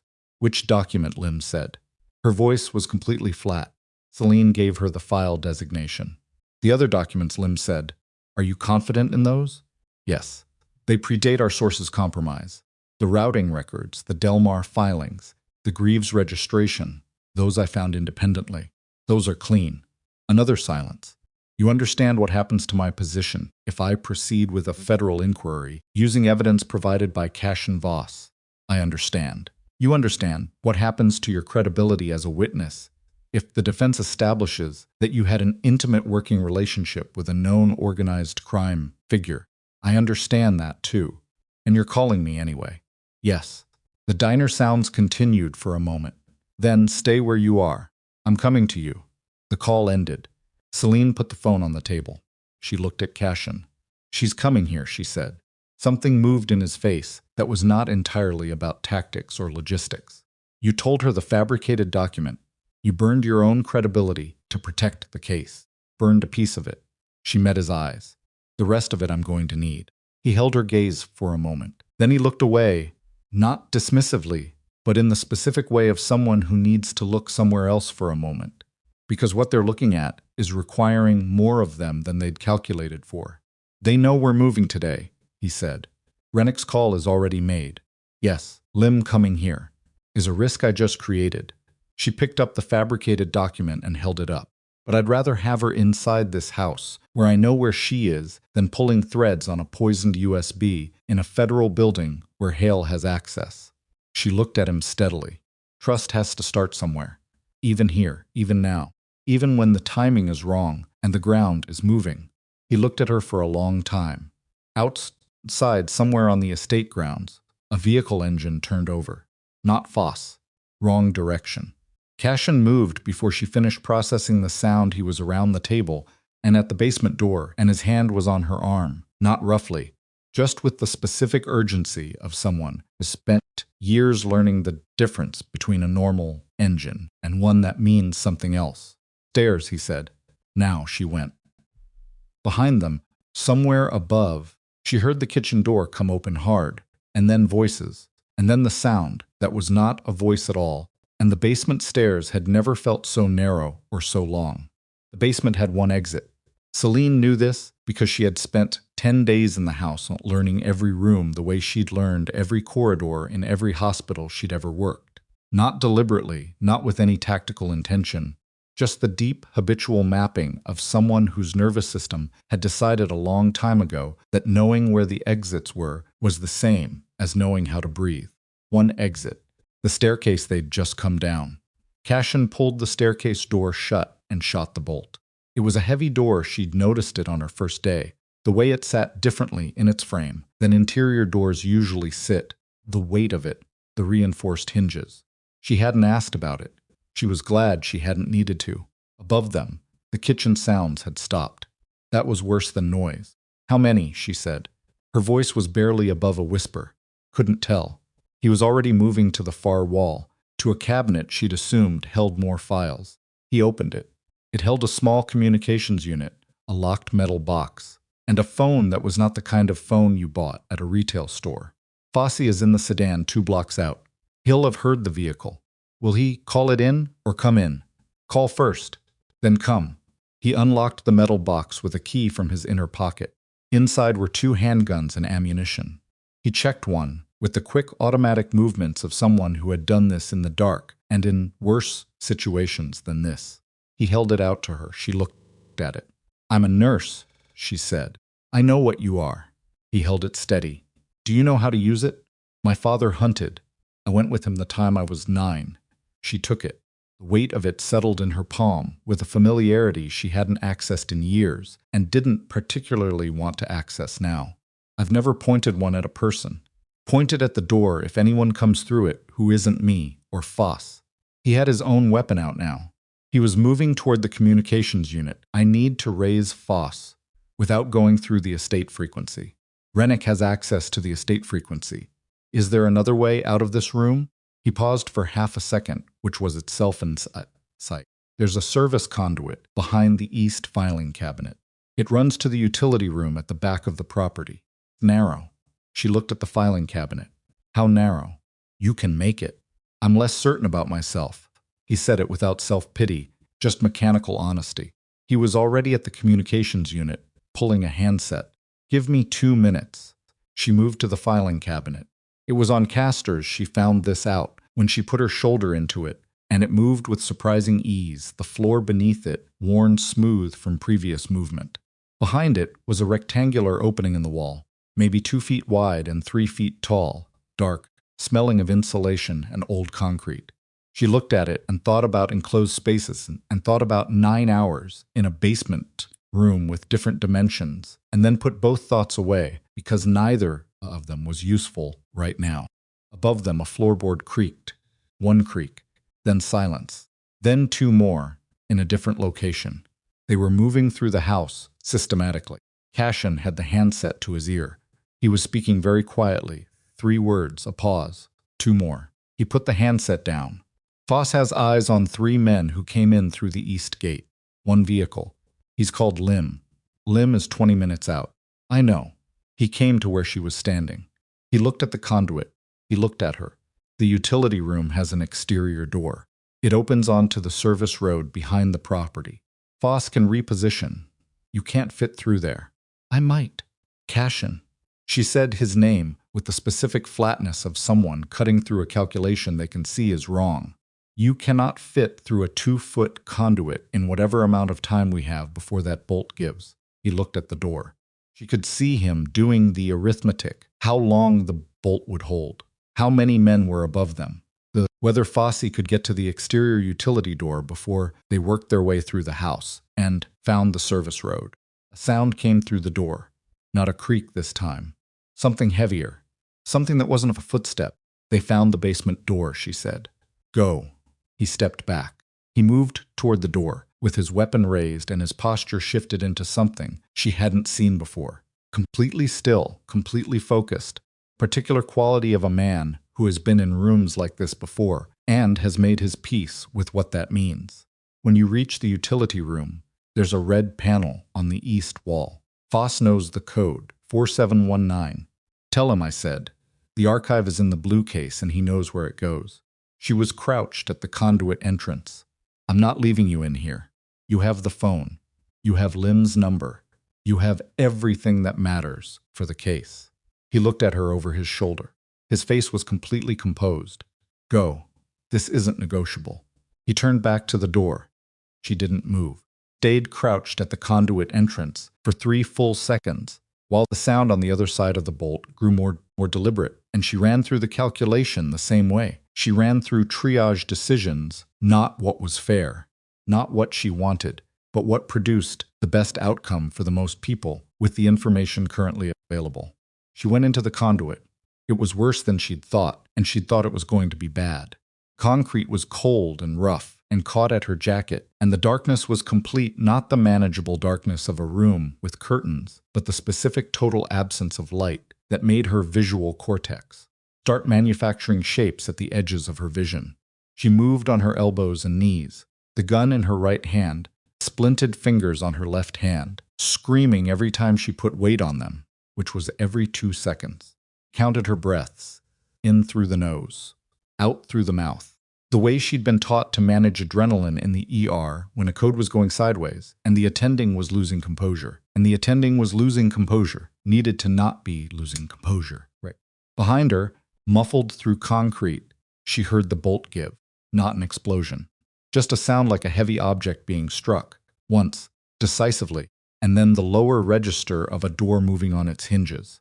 She moved faster. Her elbow found a rough edge and tore through her jacket sleeve, and she felt the skin open. But the pain was already in a queue behind the ribs and the fingers, and she filed it and kept moving. Ahead, a gray rectangle in the darkness. Not daylight, too gray, too indirect. Interior light from another room filtering under a door. Pushed through the end of the conduit and half fell into the utility room. Concrete floor, metal shelving, the smell of motor oil and something chemical. A red panel on the east wall, exactly where he'd said it would be. She got to her feet, crossed the room in 6 steps, and entered the code. Panel opened. Inside was a simple keypad connected to what appeared to be a relay system. Stared at it for half a second, and then pressed the transmit key the way she'd seen done on the communications unit in the basement. Boss. She kept her voice flat. It's Celine. Cashin says the archive is in the blue case and you know where it goes. I'm in the utility room. There are 3 men in the house. He's alone in the basement, static. Then, utility room exterior door. 30 seconds. She found the exterior door, unbolted it. The gray morning light hit her like something physical, and she stepped out onto a service road that ran behind the property. Narrow, unpaved, and 30 seconds later, a gray sedan came around the east corner and stopped. Foss got out. He was not a large man, but he moved like one, compact, efficient, with the specific economy of someone who had spent years doing exactly what needed doing, and nothing additional. He looked at her arm, at the blood coming through the torn jacket, the gun in her hand. How many, he said. 3 that he saw. Could be more. Lim's 12 minutes out. He's in the basement alone. She held his eyes. Conduit is too narrow for him. Is there another way in? Fosse looked at the property. His jaw moved slightly. East gate is how they came in. West gate is padlocked from the inside. Service road connects to the rear kitchen entrance. He looked at her. Covered. Then we go through the covered entrance. He looked at her for a long moment. She looked back at him. Your nurse, he said. I'm aware. He reached into the sedan and came out with a second weapon and a comm unit. He handed her the comm unit and kept the weapon. Stay behind me. If I go down, you get back in the car and you drive east until Lim calls you. Understood. They went. The rear kitchen entrance was not covered. This was the first thing that told her something had changed inside the house. A door that should have had someone posted at it, standing open and unguarded, morning light falling through it onto the kitchen floor, and no sound from inside. Foss held up a fist and they stopped. He listened. She listened beside him, and what she heard was nothing, which was wrong, because 3 men moving through a house make sound even when they're trying not to. Fosse went in first, low fast to the left of the doorframe. She followed, to the right, and cleared the kitchen angle the way her father had taught her to clear the tree line when they were hunting, not looking for what was supposed to be there, but for what was out of place. Kitchen was empty. The table was overturned. 2 chairs were down. Coffee mug had hit the floor and left a brown starburst on the tile. There were signs of a struggle that had not been here when she'd left 15 minutes ago, which meant it had happened fast, and had happened at or near the kitchen level rather than the basement. They'd gotten the bolt open, and Cashin had come up to meet them instead of waiting below. She understood this immediately, and it made her chest tighten in a way that was not useful. So she had tightened and moved through it and followed Fosse into the hallway. She heard his voice before she found the room. Not words. Specific register of a man speaking quietly and with great deliberate control in a situation losing control would be the end of the conversation. She followed the sound to the study, the room adjacent to his office, smaller, lined with bookshelves she'd never paid attention to because the books on them were decorative rather than read, kind of room used for meetings that required a certain atmosphere. The door was half open. She put her back against the wall beside it and looked at Foss, and he held up 3 fingers, pointed through the door, indicated positions with 2 fingers, 2 to the left, 1 to the right. 3 men, 2 on one side, 1 on the other, and Cashin in the middle, which she could tell from the voice. Foss held up a hand. Wait. He was calculating angles, entry points, the geometry of what happened in the next 30 seconds if they went through that door versus what happened if they didn't. She didn't wait. She went through the door low and to the right, toward the single man, because right was where the voice was and right was where she needed to be. And the man on the right had his weapon trained on Cashin and his attention on the 2 men across the room. And he registered her in his peripheral vision approximately a half-second too late. She didn't shoot him. She hit him with the butt of the weapon across the side of his head. The same motion she'd practiced with her father, when he'd taught her what to do if you didn't want to fire. And the man went sideways into the bookshelf and went down. And by the time he was down, Fossey was through the door, and the 2 men on the left were dealing with a problem they hadn't accounted for. It was loud, and it was fast, and it was over in 12 seconds. She didn't track every second of it. She was watching Cashin. He was standing in the center of the room with blood on his left temple and his jaw tight and his weapon up. And when the 12 seconds were done, and Fossey had 2 men on the floor and the third was down, beside the bookshelf, Cashin lowered his weapon and looked at her. He looked at her the way you look at something you thought was gone. I told you to drive east, he said. Foss told me that. You told me to go to the utility room. She kept her voice level. I was following your instructions. Something that was not quite a smile and not quite anything else moved through his face. You hit Dalton with a pistol grip. She looked at the man by the bookshelf. Is that his name? It is. He crossed to her. He stopped a foot away. He looked at her arm, the blood soaking through the jacket sleeve, and his expression shifted in the specific way she'd learned to recognize, the way it shifted when something got past the wall. You're bleeding. I'm aware. It's superficial. She pulled her arm slightly back from his inspection, not because the attention was unwanted, but because the proximity was doing something to her concentration that she couldn't afford right now. We need to secure these 3 before Lim gets here. We need the blue case from the basement, and we need to find Rennick. A pause. Rennick isn't here, Cashin said. Where is he? That's what I was trying to find out when these 3 came through the front. He looked at the man named Dalton. They didn't come from Rennick. They came from Greaves. She stared at him. Greaves sent his own people. Greaves has known about this house for a week. Rennick's contact was with the syndicate, but Greaves isn't syndicate. He's been running parallel to them, scared of them, using the clinic operation to build enough financial leverage that he could operate independently. He picked up a phone from the floor, not his, one that had fallen from one of the men. He looked at the screen. Greaves decided that if the syndicate was going to use my investigation to clear his competition, he'd rather burn the investigation. He sent 3 men to burn it. He sent 3 men to take you. Cashin met her eyes.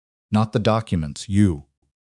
A live witness with your testimony on record is more dangerous to Greaves than financial records he can claim are fabricated. The room rearranged itself around that sentence.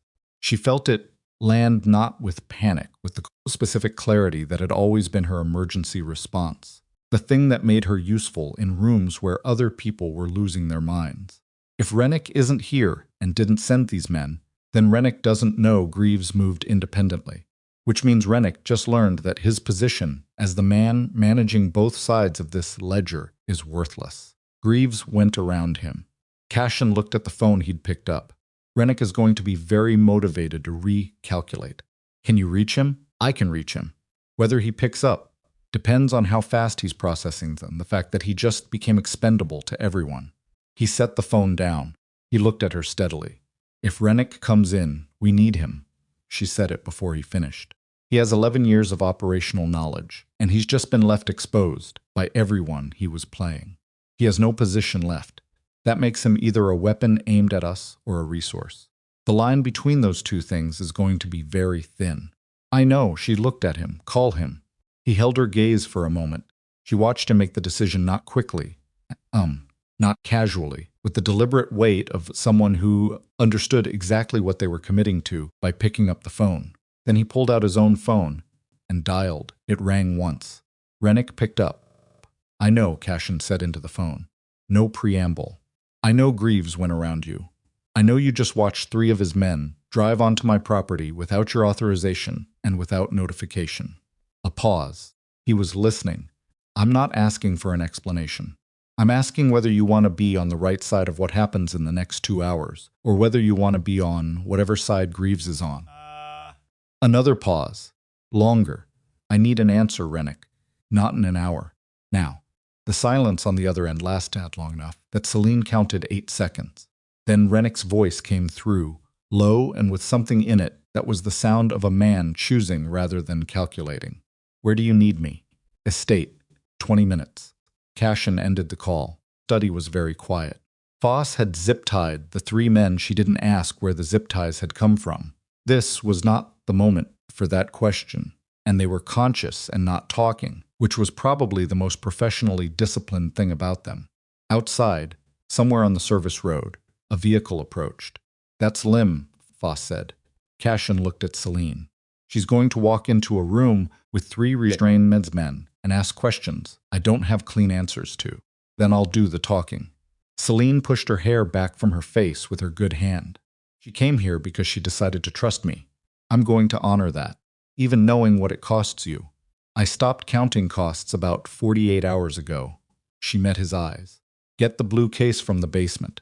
Everything we need to hand Lim is in that case. He moved.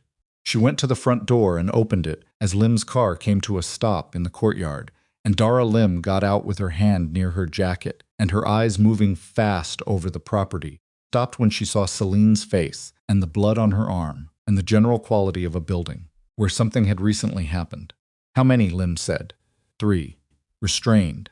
Sent by Warren Greaves, not the syndicate. Celine stepped back from the door. Come inside. We have everything you need to open a formal inquiry today. Not in 48 hours. Today. The fabricated document. I can identify exactly what was planted and why it was planted and who planted it, which is itself evidence of consciousness of guilt. She held Lim's gaze. The Delmar routing records, the Greaves Incorporation, the billing records, those are clean. I'll testify to chain of custody on every document I personally located, and I'll testify to how I located them. Lim looked at her. The specific look of a federal agent calculating credibility, exposure, career, and conscience all at the same time in the space of 3 seconds. And Voss. Voss cooperates fully. Whatever you need. She kept her voice even. That conversation is between you and his attorney. What I can tell you is that the documentation he built is the reason this case exists and the reason I'm standing here instead of at the bottom of a drainage ditch somewhere. That's not a legal argument. No, it's a true statement. She stepped aside from the door completely. Come inside, Agent Lim. Lim came inside. Cashin was coming up from with the blue case when they reached the hallway, and he stopped when he saw Lim, and Lim stopped when she saw him, and the 3 of them stood in the hallway of a house that had been a crime scene 20 minutes ago and was about to become something else, a starting point, maybe, or at least the place where the long unraveling began. Lim looked at him. You're going to need a very good attorney. I have one. He set the case on the hall table and unlocked it. And everything in here has a documented chain of custody that will hold. I'll be the judge of that. She moved toward the case. Then she stopped. She looked at Celine again. The fabricated document. You called me the moment you found it. Yes. You burned your own credibility. I burned the document's credibility. Mine is still standing. Celine held her gaze. That's the difference. Lim looked at her for a moment with an expression that wasn't quite professional and wasn't quite personal, something in between. The look of someone who has spent a career in a system that disappoints them and is experiencing, in a specific and qualified way, the opposite of that. She turned to the case and started going through the documents. Outside, a second vehicle came down the drive, and Celine went to the window and saw Rennick's car stop behind Lim's. And she saw Rennick get out large, deliberate, the same flat-faced economy of movement, but something different in his posture. something that had been wound tight for a long time and was no longer wound, not relief.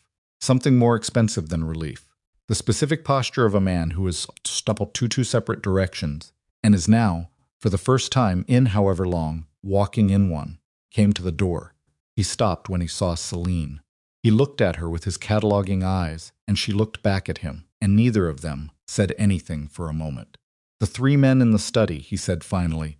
Greaves people. Yes. He sent them without telling me. He said it not as an explanation, but as a statement of fact. I would have told him not to. I know, that doesn't... He stopped. Started again. That doesn't make what I did something else. No, she said, it doesn't. He nodded slowly. Is Cashin inside? Case is open. Lim is going through it. She stepped back from the door.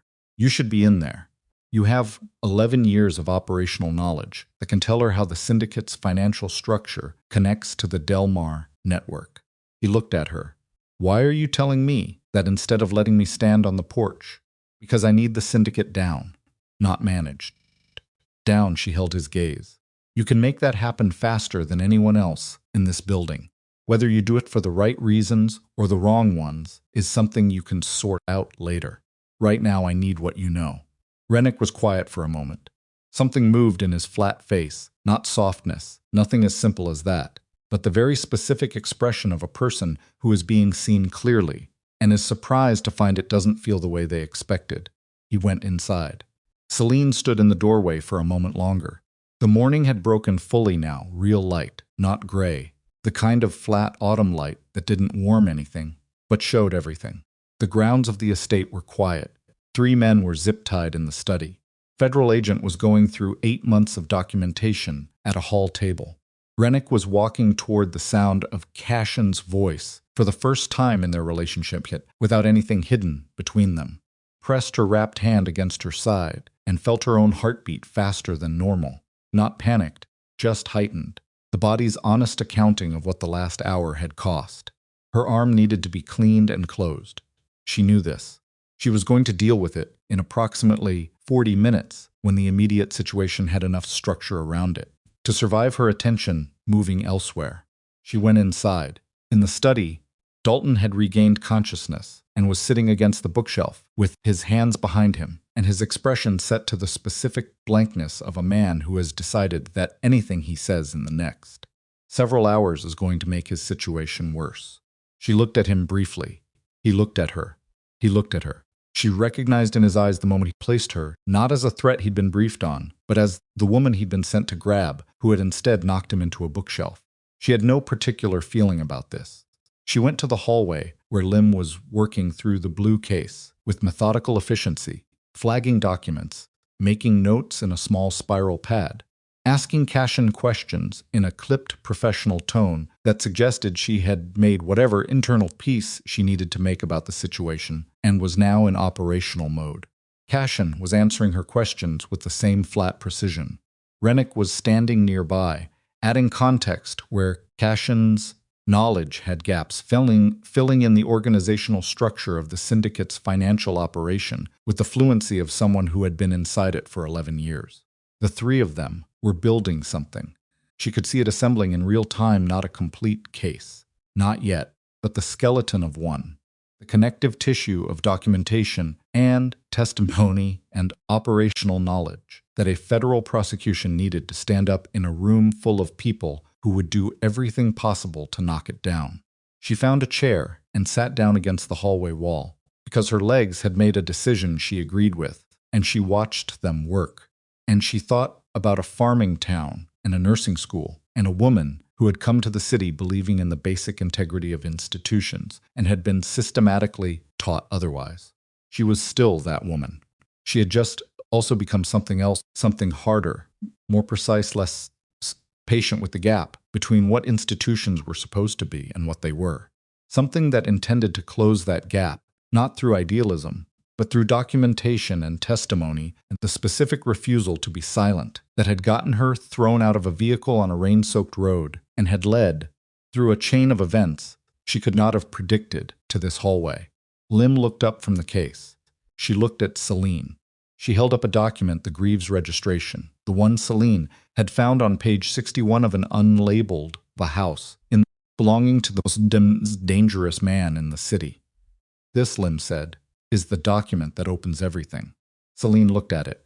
I know, she said. Lim held her gaze for a moment. Then she turned back to the case. Outside, in the direction of the city, a siren started distant, getting closer, the specific frequency of federal vehicles rather than municipal. And Celine understood that Lim had not come alone after all, had positioned backup at a distance, had been running her own parallel calculation with the same systematic patience that Celine recognized as a professional survival skill. The siren got closer.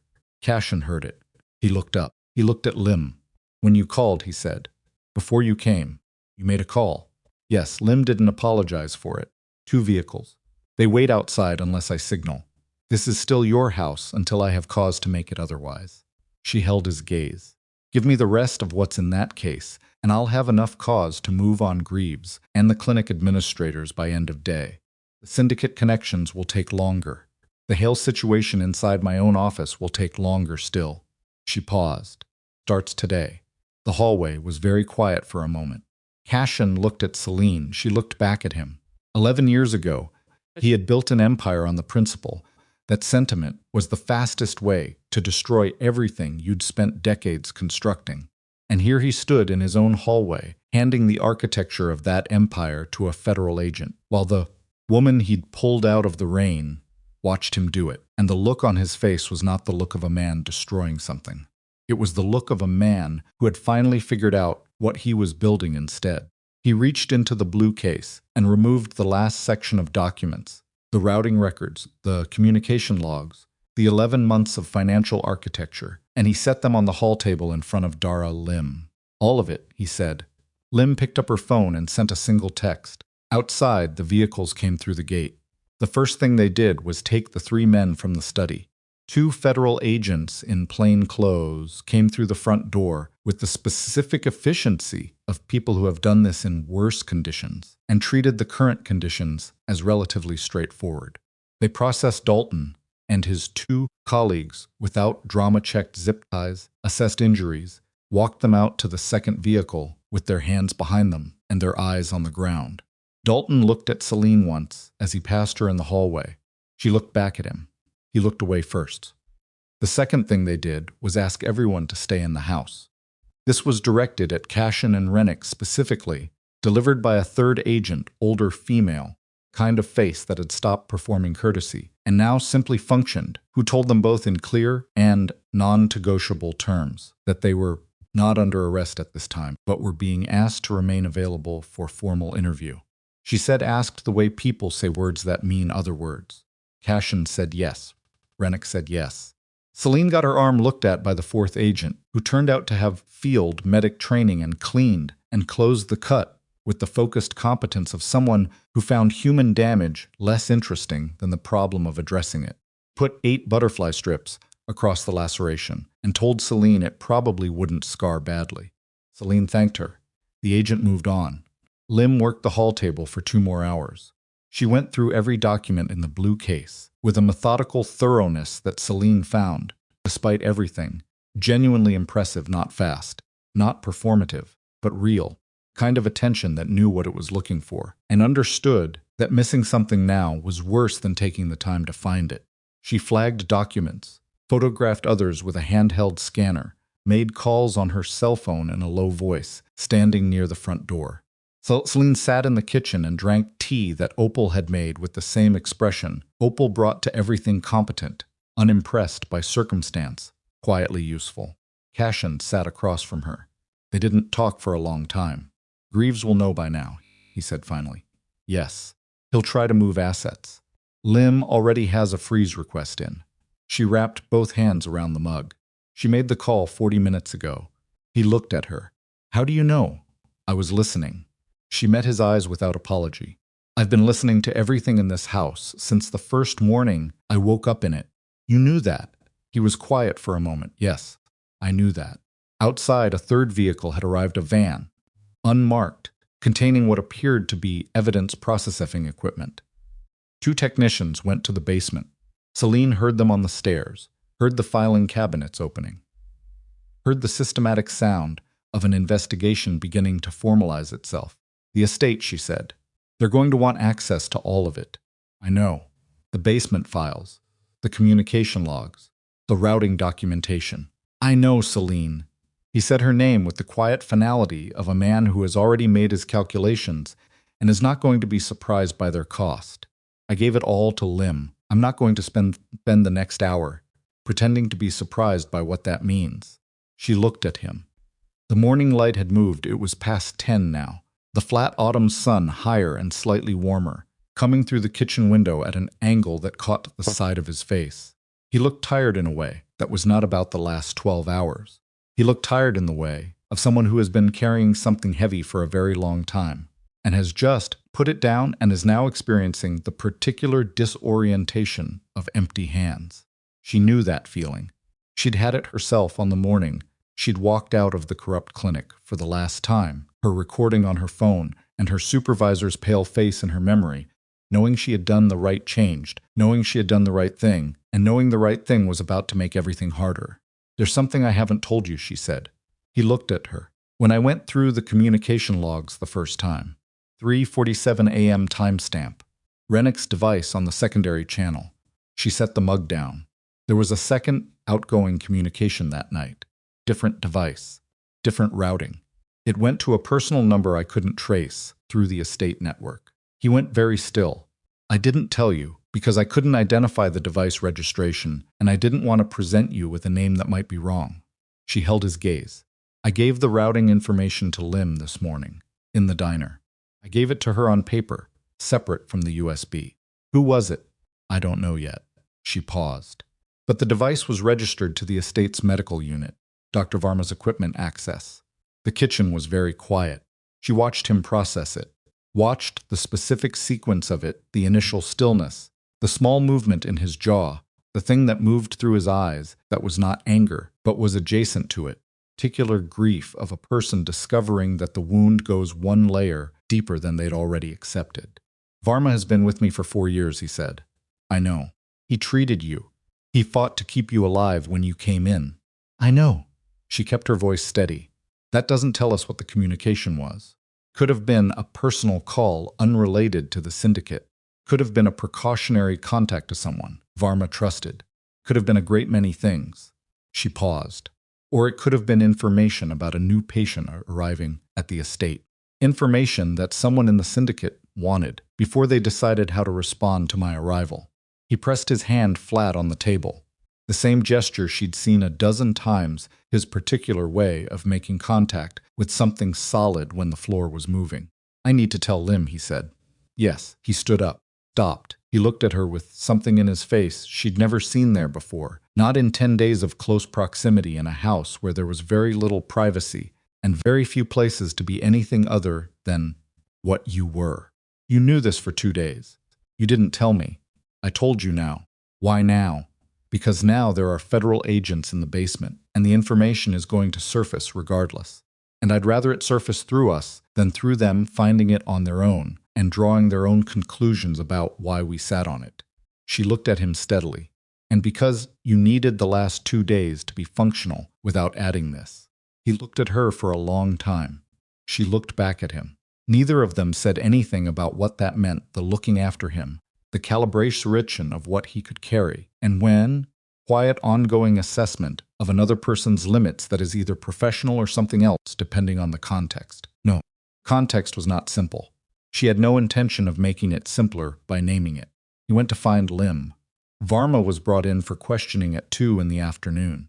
Celine didn't watch. She stayed in the kitchen with Opal and a second cup of tea and listened to the sound of the house reorganizing itself around an ongoing federal operation. She thought about a man who had fought to keep her alive and might also have made a call that put her in danger. And she sat with the contradiction of it without trying to resolve it, because some contradictions didn't resolve, and insisting on resolution was just another way of refusing to look at what was actually there.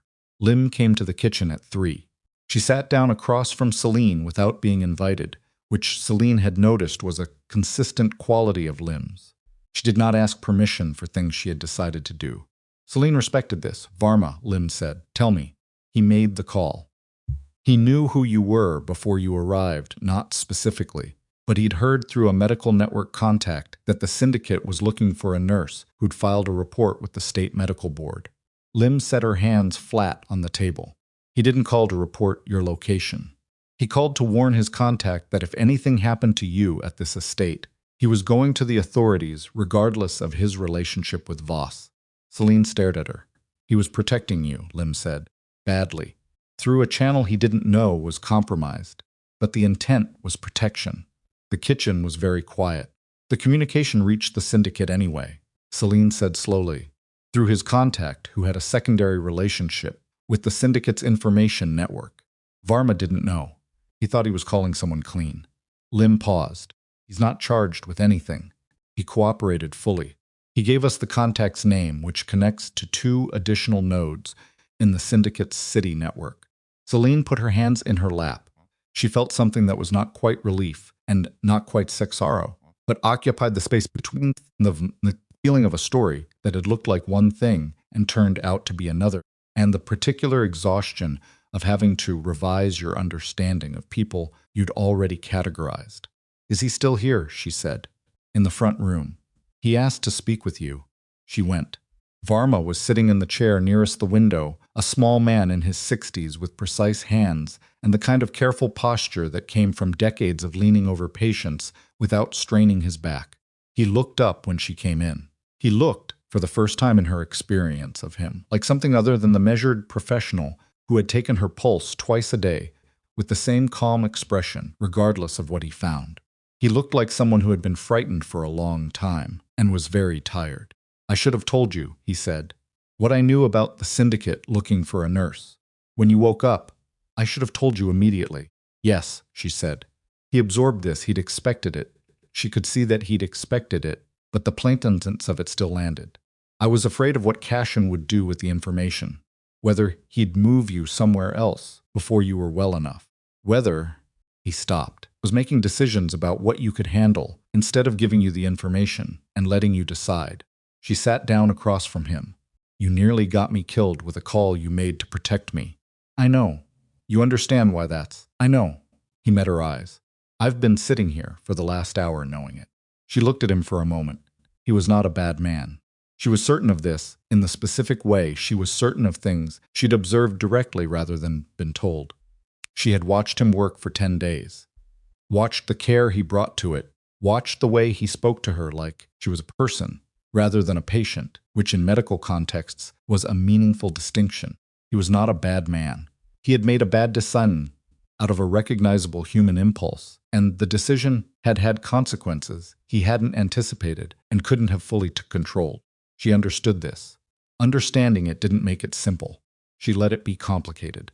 Thank you for fighting to keep me alive, she said. He looked at her. Something in his face shifted relief, maybe, or the specific release of a breath held too long. What I do. I know. She stood up. Tell the truth to every person who asks you questions today. All of it, don't calibrate it. She held his eyes. You're better at the truth than you are at strategy. Use what you're actually good at. She left the room. Formal interviews began at 4. Celine went first. She sat across from Lim and a second agent named Caro in the dining room, which had been temporarily reorganized into something that functioned like an interview space. She gave her testimony with the same systematic clarity she'd brought to patient charts for the last 4 years. She started with her first week at the clinic. She described every anomaly she'd noticed, and every step she'd taken, and every person she'd spoken to, and every response she'd received. She described the night she was taken, the basement, the 9 hours, the road. She described the bracelet. She described waking up in a house she didn't recognize, and a man she feared who turned out to be, in practice, more complicated than fear. She did not editorialize. She did not perform. She gave them facts in sequence, with enough detail to be useful and enough restraint to be credible. And when Caro pushed on certain details, her relationship with Cashin, the nature of their working arrangement, question of whether her access to his documentation compromised her independence, as a witness she answered directly and without defensiveness. I stayed in his house because I had no alternative and because he offered no conditions, she said. I worked with his until the light changed, because it was the most complete record of the syndicate's operations available, and because my own knowledge of the clinic filled gaps his financial records couldn't fill. I made a call to Agent Lim independently, without his knowledge, because I understood that my value as a witness depended on maintaining a channel that was entirely my own. She looked at Caro steadily. Nothing in my testimony was shaped, suggested, or edited by Cashin Voss. You can verify that against his own testimony. If the accounts align, it's because we were working from the same facts, not because the story was coordinated. Caro wrote something down. Lim was watching her with the expression she'd had in the diner, the specific look of someone experiencing something that ran counter to their operational expectations without being able to categorize exactly how. The interview ran 2.5 hours.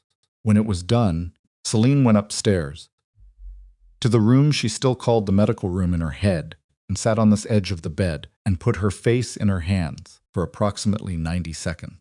Not crying, just occupying the darkness behind her palms for a moment while her nervous system ran its accounting.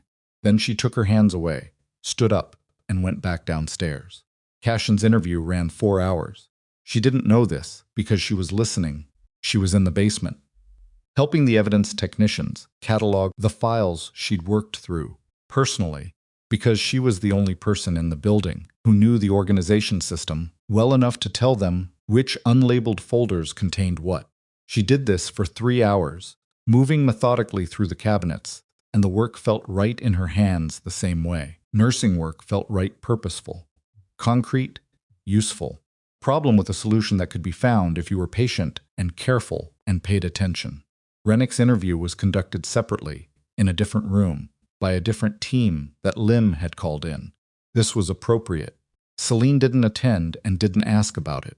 She understood that Rennick's situation was going to be determined by a set of negotiations she had no standing to influence, and possibly no interest in influencing.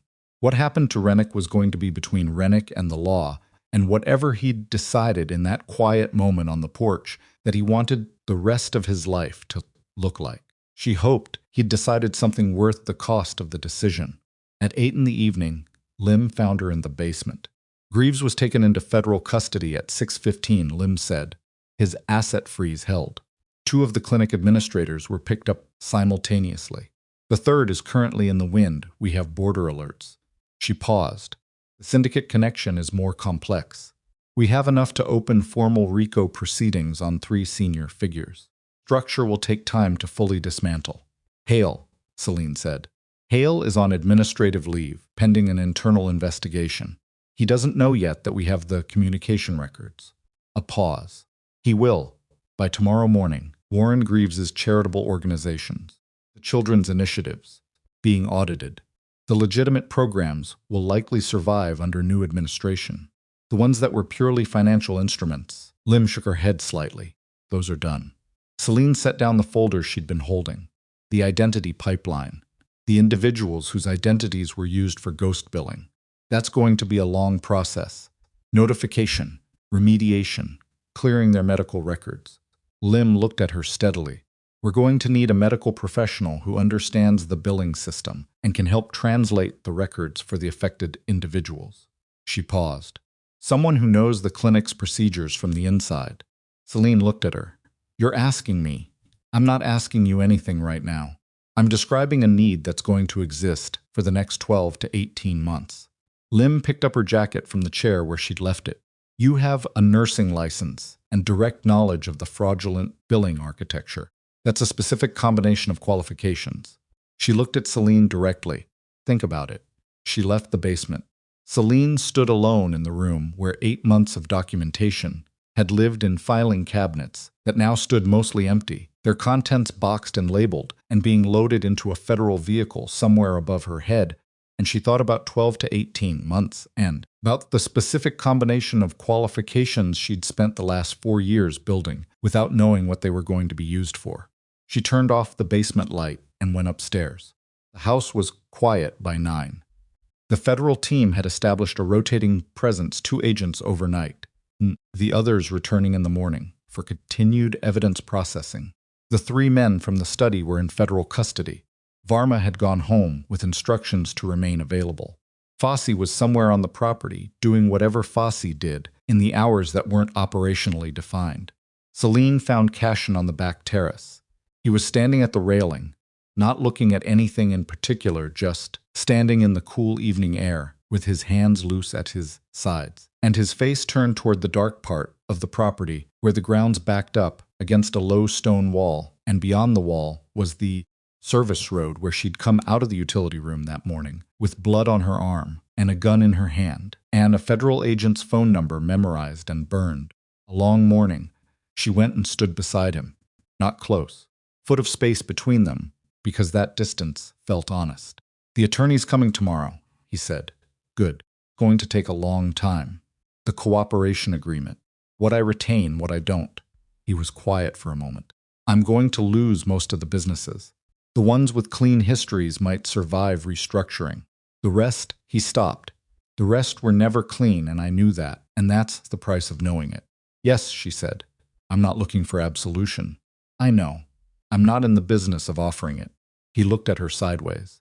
Not quite a smile. The closest expression his face had to one, which was a slight loosening around the eyes, and a specific quality of attention that felt warmer than his resting state. "You have your nursing license?" "Yes." Lim's offer. It wasn't an offer. She described a need. "Same thing." "Not quite." She looked out at the dark grounds. "An offer you can decline. A need just exists. What you do about it is separate." He was quiet for a moment. "What are you going to do about it?" She thought about the farming town, about her grandmother's bracelet, about the specific chain of events that connected a rain-soaked road to a federal evidence operation, in a basement to a terrace in the quiet of a Tuesday evening that had started very badly and was ending in a way she couldn't have mapped from any prior point. "I'm going to open a clinic," she said. He looked at her. "Community-based. No minimum for treatment. Sliding scale fees or none at all." She kept her eyes on the dark property. "I know the billing system from the inside. I know exactly how medical fraud works and which populations it targets. I know how to structure a practice that doesn't do those things." She paused. "And I know that the identity pipeline victims are going to need medical support and records remediation for the next year, at minimum. That takes funding." "Yes. I have resources that are going to need legitimate channels." He said it carefully. Not as an offer exactly. More like a mathematical observation. Money that's currently in structures that will be unwound over the next 12 months. Some of it will survive that process. Some of it could be redirected. That conversation is between your attorney and whoever I end up incorporating with. She finally looked at him. "It's not a conversation for a terrace at 9 in the evening." "No," he agreed. "It's not." They stood in the quiet for a moment. Somewhere on the grounds, Fosse was doing whatever he did. Above the house, the sky had cleared to the particular dense dark of an autumn night without cloud cover, and the city's light pollution made the horizon glow in a way that was not beautiful exactly, but what was honest. The accumulated light of a place where too many people were trying to live decent lives in a system, built, in large and small ways, against them. "I'm going to leave tomorrow," she said, "after the attorney comes." After the morning briefing with Lim, she kept her voice even. "I need to find somewhere to stay while I figure out the next steps. I've been here 10 days and I can't." She stopped, started again. "I can't build what I'm going to build from inside this house. I need my own ground." He was quiet for a moment. "I know. You're not surprised. I'm not surprised." He turned slightly toward her. "Not much. Just enough. You've been planning your exit since the 3rd day." She considered denying this and decided against it, because it was true. "The 3rd day I was still too bruised to plan clearly. The 4th day." Something in his face shifted the almost smile again, more present this time. "The 4th day. You left the tablet without explanation. I spent 2 hours trying to find the angle, and eventually concluded there wasn't one, and then I started thinking about what came next."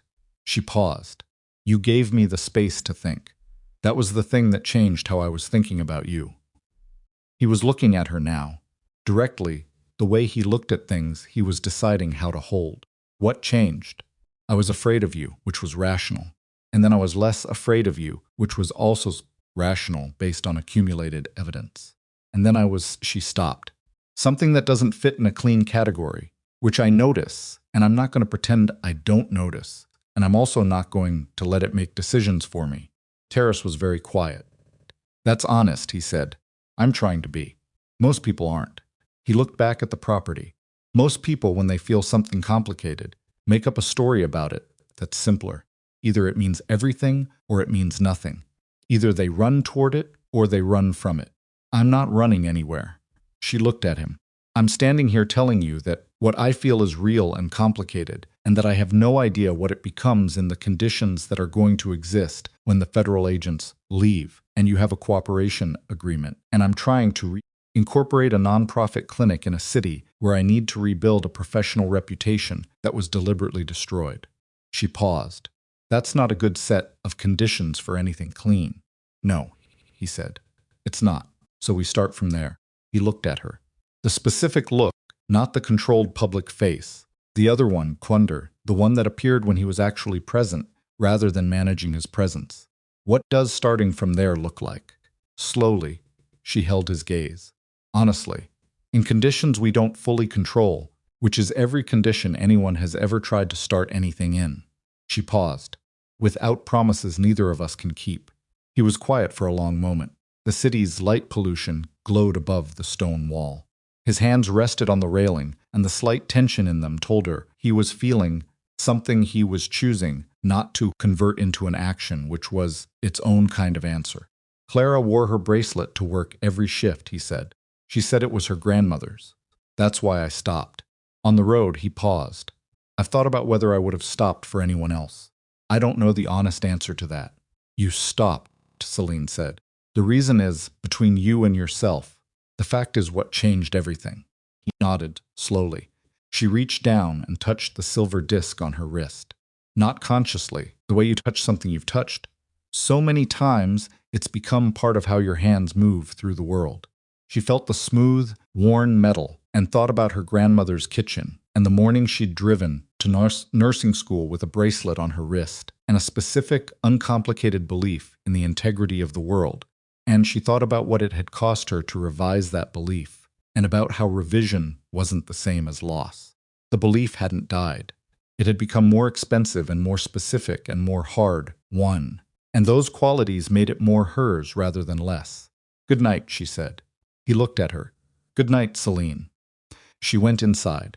She left the following afternoon, after 3 hours, with Lim's morning team, and 90 minutes with Cashin's attorney, who turned out to be a dry-voiced woman named Aldrich, who asked Celine 11 questions in precise sequence, and listened to the answers with the particular stillness of someone filing everything for later use. Foss drove her. She sat in the back of the gray sedan, the same Fossey, a different direction, and watched the estate disappear in the rear window, and then turned forward and looked at the road ahead, which led into a city she had come to 4 years ago, believing certain things about how the world worked, and was returning to now with a different set of beliefs that were harder and more expensive and considerably more useful. She had $300 in cash, which Opal had produced without explanation the morning before, setting it on the kitchen table with the same expression she brought to everything. She had her nursing license. She had Dara Lim's cell number in her memory. She had the specific knowledge of how a medical fraud operation was built from the inside, which made her uniquely qualified to build the opposite. She had a silver bracelet on her wrist, and 2 healed fingers, and 8 butterfly strips on her forearm that would leave a thin scar she was not going to spend any time being upset about. Foss pulled up outside a budget hotel on the east side, not the far east side, not the dangerous block, the transitional block where things were getting slightly better at the pace that things got slightly better in cities, which was slowly and without announcement. He put the car in park. He didn't say anything. In 11 days, she had received exactly 3 complete sentences from Foss and had come to understand that this was his full conversational range and not an indication of hostility. Thank you, she said. He nodded. She got out. The clinic opened 7 months later. It occupied a ground-floor space on a corner that had been a laundromat for 20 years, and before that a pharmacy, and before that something she couldn't trace through available records, which seemed right for a place that was going to be one thing after being many other things. The windows were new. The walls were painted a color she'd chosen herself, not clinical white, not institutional green, something warmer, the color of late afternoon light, in a room where someone has just been told good news. She did the intake paperwork herself for the first 3 months, hired a second nurse in the 4th month, a part-time physician in the 6th. The funding came from 3 sources: a federal remediation grant connected to the Identity Pipeline Victim Support Program, a private charitable contribution from a newly established foundation whose incorporation documents listed a board of directors she hadn't met, but whose treasurer was Aldrich, and a community fundraising effort that had started as a neighborhood meeting in a church hall and grown into something she couldn't have planned. She didn't plan it. She just kept showing up. The Identity Pipeline work ran parallel. She spent Tuesday and Thursday afternoons in a small office adjacent to the clinic going through medical records with affected individuals, explaining what had been done to their identities, what it meant for their actual medical histories, how to correct it, who to contact, what rights they had. This was painstaking and slow and frequently heartbreaking, and she found it, despite all of that, among the most meaningful work she had ever done. Lim called once a month. The RICO proceedings moved forward. 2 syndicate figures pleaded early. A third went to trial and lost. The Greaves prosecution was cleaner. The documentation Celine had found on page 61 of an unlabeled file turned out to be the linchpin of a financial case that didn't require her direct testimony at trial, though she gave a deposition that ran 6 hours, and that Aldrich told her, in the dry voice to Aldrich communicated everything, was the strongest factual account she had encountered in 30 years of federal practice. Hale resigned from the FBI and was subsequently charged with obstruction. Trial was ongoing. Rennick received a cooperation agreement. Celine didn't know the terms. She didn't ask. What she knew was that he had given the federal investigation 11 years of organizational knowledge about syndicate operations, and that the agreement had required testimony against people he had known for a long time. And she thought about that, sometimes about the specific price of deciding to stop running in 2 directions, and about how that price was different for everyone who paid it. Cashin's cooperation agreement took 4 months to finalize. Aldrich sent her a 1-line message when it was done: restructuring complete, legitimate entities intact, foundation active. Celine read it twice and then went back to the patient file she'd been working through. She saw him for the first time in 6 months on a Thursday afternoon in November. She was coming out of the corner market 2 blocks from the clinic coffee, bandaging supplies, the specific domestic errands of a person who runs a small medical operation on a tight budget, and he was standing on the sidewalk outside, which told her he'd known where she'd be, which told her he'd been paying attention from a distance, which she had assumed and had not asked about, because the asking would have required a conversation she hadn't been ready to have. She was readier now. He looked different, not dramatically, the same face, the same economy of movement, the same quality of attention that cataloged everything without appearing to. But something in his posture had changed. The particular tension that had been present in every room she'd seen him in, the tension of a man managing how he appeared while also managing everything else, was less. Not gone. Less. He looked like someone who had put something down and was learning, slowly and without much grace, how to walk without the weight of it. "You opened a clinic," he said. "Yes. Opal told me about the waiting room." A pause. "She said you put plants in it. People sit more quietly near plants. I don't know why. It's just true." She shifted the bag on her shoulder. "How are you? Honest answer or comfortable answer?" "I haven't been interested in comfortable answers for about a year." He looked at her steadily. "Some days are harder than others. The work I'm doing now, the legitimate work, the housing projects, the children's programs, it's slower than what I was doing before. Less efficient, more dependent on people I can't control." He paused. "I'm finding that I don't mind the dependency as much as I expected. That's growth. Don't." But his voice wasn't sharp when he said it, just dry. She almost smiled. "Do you want to get coffee?" He looked at her. The full, direct look, the one that had appeared in his kitchen on her 4th day in his house and had never entirely gone away, regardless of how much else was happening around it. "Yes. There's a place 2 blocks in the other direction. They make it too strong, and the chairs are uncomfortable, but they don't rush you. Sounds right, he said. They walked. Not close. The same honest foot of space that had existed on the terrace, which was the correct distance for two people who had been the correct distance, some together that had no clean name, and were choosing to figure out what came next without pretending it was simpler than it was. The city moved around them. Ordinary Tuesday afternoon traffic. A woman with a stroller. Two teenagers arguing about something that sounded important and probably wasn't. The accumulated ordinary life of a place where people got up every morning and tried to build something that would outlast the day. Celine had come to this city 4 years ago with a nursing license and an uncomplicated belief in the integrity of institutions, and the city had taught her, at considerable cost, that integrity wasn't something institutions had on their own.